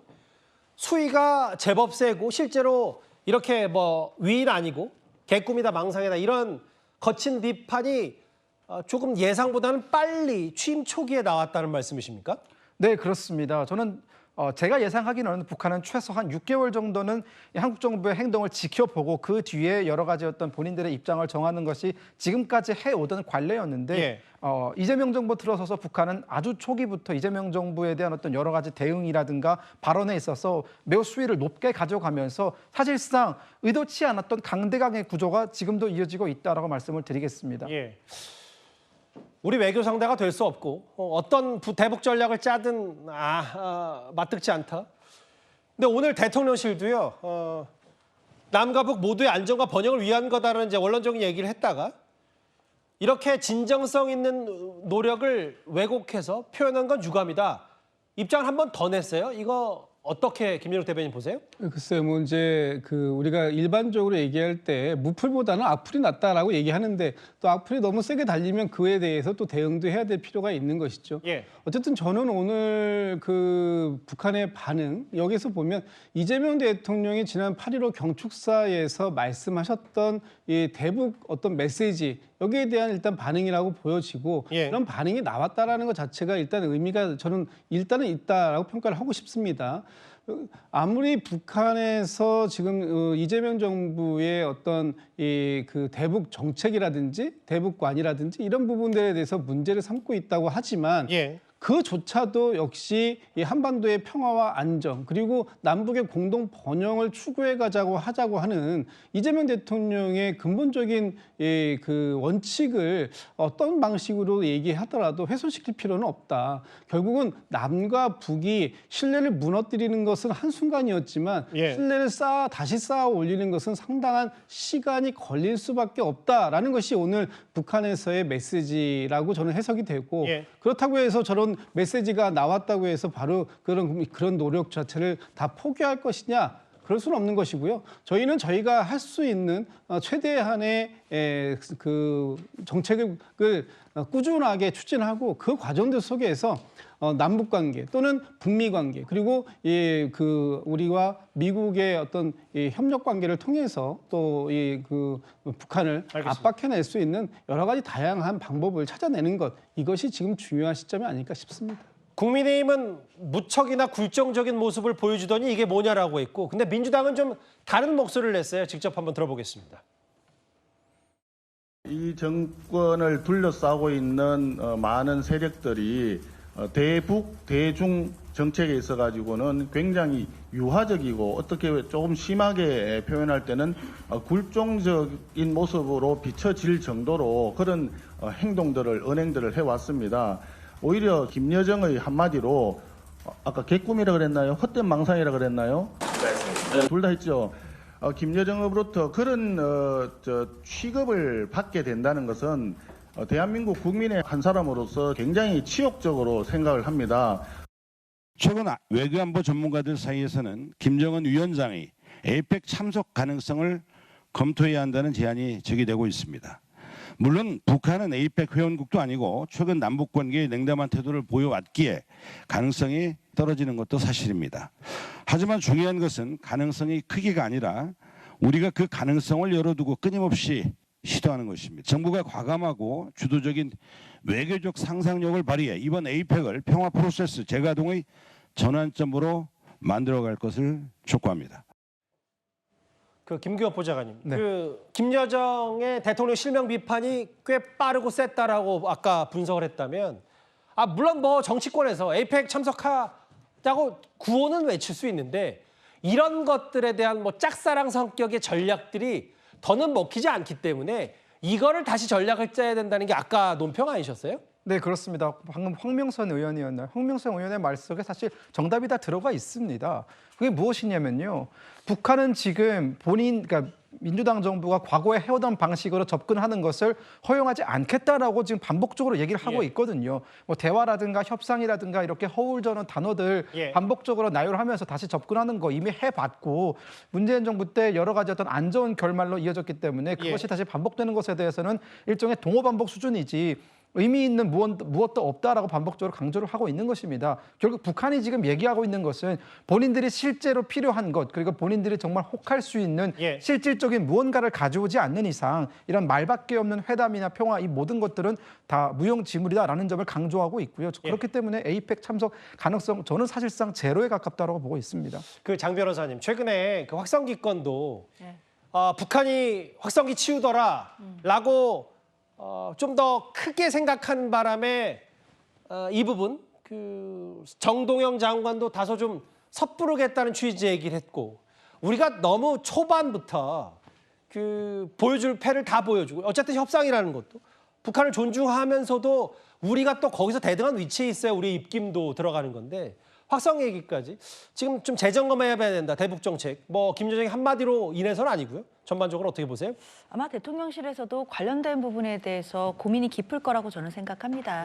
그렇지만 큰 기조는 저는 변하지 않을 거라고 생각하는데요. 우리가 선제적으로 할 수 있는 것은 하고, 또 북한의 대응을 보면서 또는 호응도를 보면서 단계적으로 그 조치들을 확대해 나간다는 그 기조는 사실상 크게 달라지지는 않을 것으로 보입니다. 물론 이런 부분에서 좀 무용론도 있을 수 있고, 특히 이제 뭐 에이펙 같은 경우에는 참석을 요청을 할 수 있겠지만 사실상 실제로 참석할 가능성이 거의 없다라는 부분도 뭐 전문가들의 의견이기도 하니까 이런 부분에서 언제까지 우리가 이렇게 선제적으로 할 수 있느냐에 대해서는 또 회의적인 시각이 있는 것도 분명해 보이긴 합니다. 그렇지만 정부로서는 일단은 지금 정부가 출범한 지 지금 2달이 조금 넘은 상황이거든요. 아직 북한으로부터 뭐 이렇다 할 또 만족할 만한 또 호응이나 그런 대응이 있었다고 보기는 아직까지는 어려운 상황이기 때문에 우리로서 할 수 있는 또 선제적 조치를 하고, 그 이후에 북한이 어떻게 호응하는지를 보면서 단계적으로 관련된 조치들을 해나가면 되지 않을까라는 생각도 듭니다. 대통령 첫 실명 비판 김여정, 대북 정책에 대한 원색적인 비난까지 만나봤습니다. 그럼 지금까지 들은 여러분들의 목소리를 만나볼까요? 첫 번째 댓글입니다. 주차장은 차가 주인이다라고 하셨어요. 5자리 맡을 게 아니다. 부디 건강 회복하셔서 작품에 만나요. 이순재 씨 얘기, 저도 그렇게 생각합니다. 무죄라가 외치면 무죄인가? 김용 전 부원장 무죄 외친 현역 민주당 의원들 비판하신 것 같고요. 정권 따라 법의 잣대가 달라진다고 하셨습니다. 마지막 보겠습니다. 만나기만 하면 으르렁이다. 아마 최민희, 이진숙 두 사람 가리킨 것 같은데요. 댓글 5개 모두 감사드립니다. 그러면 저희 주제 딱 하나 남았습니다. 김건희 여사입니다. 오늘 알려진 얘기 하나가 있어요. 김 여사의 옥중 토로라고 해야 할까요? 윤석열 전 대통령의 멘토라고 불리는 심평 변호사가 최근에 남부구치소에서 김건희 여사를 접견하고 왔다라고 해서 SNS에 꽤 긴 글을 썼습니다. 어떤 글부터 한번 만나보겠습니다. 일단 뭐 윤석열 전 대통령 남편에 대한 얘기도 했는데, 한동훈 전 대표가 어쩌면 그럴 수 있냐? 배신을 안 했으면 앞길에 무한한 영광이 있었을 것이다. 한동훈 전 대표 불쌍한 인간이다. 대권 낭인으로 쓸쓸히 살아갈 것이다. 용서하도록 노력해보라. 두 사람이 뭔가 한동훈 전 대표 배신자인가요? 이 비판에 공감대가 있었던 것 같은데, 글쎄요, 그 옥중 접견을 갔는데 왜 난데없이 한동훈 전 대표를 김건희 여사가 했다고 보세요? 도저히 납득할 수 없는 이야기를 하고 있어서요. 제가 여러 가지로 풀어보려고 해도 도저히 잘 이해가 되지 않습니다. 일단 뭐 어쩌면 그럴 수 있냐, 뭐 대권 낭인으로 쓸쓸히 살아갈 것이다, 이렇게 원색적인 비난을 했는데, 아니 그러면은 당시에 김건희 여사에 대해서 어떻게 했어야 된다는 건가요? 뭔가 당에 대해서 부당한 요구를 하면 그걸 다 들어줬어야 된다는 겁니까? 지금 김건희 씨의 구속의 결정타가 된 반클리펜 아펠 목걸이는 뭐 때문에 받은 겁니까? 서희건설 회장이 사위인 박성근 전 검사의 인사청탁을 하기 위해 쓴 겁니다. 그리고 박 전 검사 실제로 국무총리 비서실장이 됐어요. 자, 김건희 씨는 대통령 배우자의 지위에서 그런 매관매직을 했습니다. 집권 여당의 비대위원장이 거기에 가담해서 장단을 맞춰주기라도 했어야 된다는 이야기입니까? 그다음에 더 어이가 없는 것은 배신 안 했으면 앞길에 무한한 영광이 있었을 것이라는 그 표현입니다. 옳지 않은 일을 하는 사람과 절연하고 국민의 편에 서는 것을 배신이라고 하는 것도 어이가 없지만, 김건희 씨는 단 한 번도 우리 국민이 선출한 적이 없는 권력입니다. 그 선출한 적도 없는 권력이 어떻게 배신의 대상이 될 수 있습니까? 이것부터 언어도단이고, 그다음에 무한한 영광이 있었을 것? 그러면은 대통령도 아니고 대통령 배우자가 무슨 무한한 영광을 줄 수 있는 위치에 있었다는 거예요. 그러니까 심평 변호사는요. 이렇게 앞뒤가 안 맞는 말을 전하면서 뭐가 문제인지 본인 스스로 돌아보셔야 됩니다. 필요할 때는 아무것도 아닌 사람이라고 하고 지금 와서는 무한한 영광이 있었을 것이다. 배신을 안 했으면 그렇게 됐을 것이다. 이런 말을 전하는 것 자체가 상식에서 벗어난 일입니다. 그러니까 이제 이 옥중 토로를 보기에 따라서는 본인과 남편인 윤석열 전 대통령이 구속 수감돼 있는 게 한동훈 전 대표의 배신 때문 아니냐라는 얘기를 하고 싶었던 것 같아요. 재구성했습니다. SNS를 토대로. 비대위원장 시절, 당대표 시절 한동훈 전 대표는 김건희 여사에 대해서 이렇게 말을 해왔었습니다. 총선 패배 책임이 이만큼이니까 문자에 대해서 내가 그 당시에 좀 어리석었다. 딱 한마디 하고 가는 게 오히려 낫지 않나요? 저는 당시에 여러 가지 통로로, 여러 가지 경로로 김건희 여사께서 실제로 사과할 의사가 없었다는 걸 전달받고 있던 상황이었습니다. 그 상황에서 제가 사적인 연락에 응했다면 더 문제가 되고 만약에 그 사적인 답변을 했던 내용이 지금 공개됐다고 생각해 보십시오. 더 심각한 악몽 같은 상황이 되지 않겠습니까? 김 여사에 대한 국민들의 우려와 걱정을 불식시키기 위한 대통령실의 인적 쇄신이 저는 필요하다고 생각합니다. 화면에서 봤던 이 이른바 전당대회 직전 일식 논란, 사과의 메시지를 이렇게 썼고 내가 이제 어떤 처분을 했는데 읽고 답장하지 않았다. 근데 한동훈 전 대표 생각은 당시에 여러 통로로 봤더니 김건희 여사가 사과할 뜻이 없었다는 걸 확인했다. 그래서 사적인 대화 하지 않았다는 건데 그 최성 평론가. 네. 그것도 그렇고 사실은 비대위원장 시절에 이른바 김건희 특검 받냐 아니냐를 두고 당시 대통령과 김건희 여사가 대노했다라는 건 잘 알려진 사실인데 근데 이 와중에 구속수감된 와중에 갑자기 심평 변호사든 김건희 여사든 왜 한동훈 전 대표 얘기를 불쑥 꺼냈다고 보세요? 아니 그러니까 제가 아까 지금 국민의힘 전당대회가 외생 변수 3가지 때문에 흔들린다고 했는데 또 하나의 변수가 생긴 거예요. 이게 지금 투표가 진행되는 와중에 심평 변호사의 전원이 올라오면서 이걸 가지고 당원들 사이에서 논란은 안 되겠지만 최소한 이게 결선 투표 간다면 이게 또 논란이 될 수가 있고 소재가 되는 거예요. 자, 생각해 보십시오. 지금 국민적인 여론이 김 여사가 어쨌든 지금 건강 상태로 조사를 제대로 못 받고 있는 상황에서 여론이 좋습니까? 안 좋습니까? 그런 상황에서 심 변호사가 접견을 했다 하더라도 이런 말은 아껴 써야 돼요. 그리고 이거는 그냥 나중에 역사의 한 뒤안길에서 그냥 공개할 수 있는 그런 히스토리다. 말하자면 에피소드의 소재로 갔었어야지 이걸 지금 공개함으로써 여론에도 기름을 부은 거지만 전대에도 더 강성 지지파들이 이걸 갖고 찬반 논란을 벌일 수 있는 또 하나의 또 요건을 생산해낸 거기 때문에 저는 왜 이런 판단들을 지금 여기서 이렇게 잘 못하는 건지 그리고 김 여사 입장에서는 이제는 침묵함으로써 본인이 또 아무것도 아닌 사람이라고 했기 때문에 침묵함으로써 본인의 이제는 사법적인 잣대에 대한 어떤 그런 감경을 가장 먼저 염두에 둬야지 지금 정치를 하면 됩니까? 지금 이건 정치 현장에 뛰어드는 얘기죠. 그런 측면에서 저는 이걸 심평 변호사가 왜 이렇게 이 판단을 못하고 이걸 그대로 날것 비슷하게 공개하는지 그게 이해가 안 됩니다. 침묵할 때라고 하는데 이제 특검 조사 때는 진술 거부를 하면서 옥중에서는 또 이제 심평 변호사에게 이런 말을 했고 김진욱 대변인 또 얘기가 있어요. 제가 죽어버려야 남편인 윤석열 전 대통령의 살 길이 열리지 않을까. 남편을 접견하게 된다면 꼭 끝까지 버텨달라고 전해달라. 이 말은 어떻게 해석하세요? 글쎄요, 뭐 한편으로 보면은 동정 여론을 만들어내고 싶은 생각도 있을 수 있다고 보여지지만 저는 지금 김건희 씨가 상황 인식이 전혀 잘 안 되고 있는 것은 아닌가라는 생각이 됩니다. 지금 윤석열 전 대통령이 구속되어 있고 윤석열 전 대통령이 재판을 받는 것이 김건희 씨 한 사람 때문이 아니다. 그리고 김건희 씨를 구하기 위해서 윤석열 전 대통령이 지금 뭔가 혐의를 뒤집어 쓰고 있는 것이 아니다. 윤석열 전 대통령은 내란 우두머리 혐의입니다. 그렇기 때문에 김건희 씨하고는 아무런 관련이 없는 상황이에요. 지금의 김건희 씨가 그 수감이 되어 있는 것은 김건희 씨가 그 갖고 있는 16가지 플러스 알파의 혐의 아무것도 아니라고 했던 사람이 얼마나 많은 국정에 관여를 했고 그 부분에 대해서 농단이 있었는가 하는 부분에 대해서 자신의 죗값을 치르기 위해서 지금 특검 수사를 받고 있는 중입니다. 그렇기 때문에 본인이 뭐 그 어떤 동정 여론을 만들고 싶다 하더라도 본인은 본인이고 윤석열 전 대통령, 윤석열 전 대통령이다 이런 말씀 좀 드리고 싶습니다. 자필 사유선언했잖아요. 특검이 건강이 안 좋다고. 과거에는 다시 남편하고 살 수 있을까? 다시 만날 수 있을까? 이건 변호인의 토로한 데에 옥중 토로를 했고 실제로 건강이 좋지 않고 본인의 이제 갖가지 혐의가 점점 더 늘어나고 있고 장 변호사님, 이게 어쨌든 김건희 여사 입장에서는 변론 전략으로 삼을 수는 있는 겁니까? 글쎄요, 저는 변론 전략으로 삼고 있다는 생각은 들지는 않고요. 그리고 만약에 전략으로 삼는다 해도 별로 효과 있는 전략은 아니겠다라는 생각은 듭니다. 저는 메시지들이 뭐 감정에 호소하거나 뭐 토로하는 그런 정도의 취지의 이야기는 될 수 있겠지만 뭐 혐의를 다투거나 또는 뭐 법리적으로 뭐 유리한 공방을 하거나 뭐 이런 진술은 될 수가 없기 때문에 뭐 특검 수사나 앞으로 있을 재판에 있어서 뭐 전략적으로 또 법리적으로도 크게 영향이 있을 만한 이야기는 아니라는 생각이 들거든요.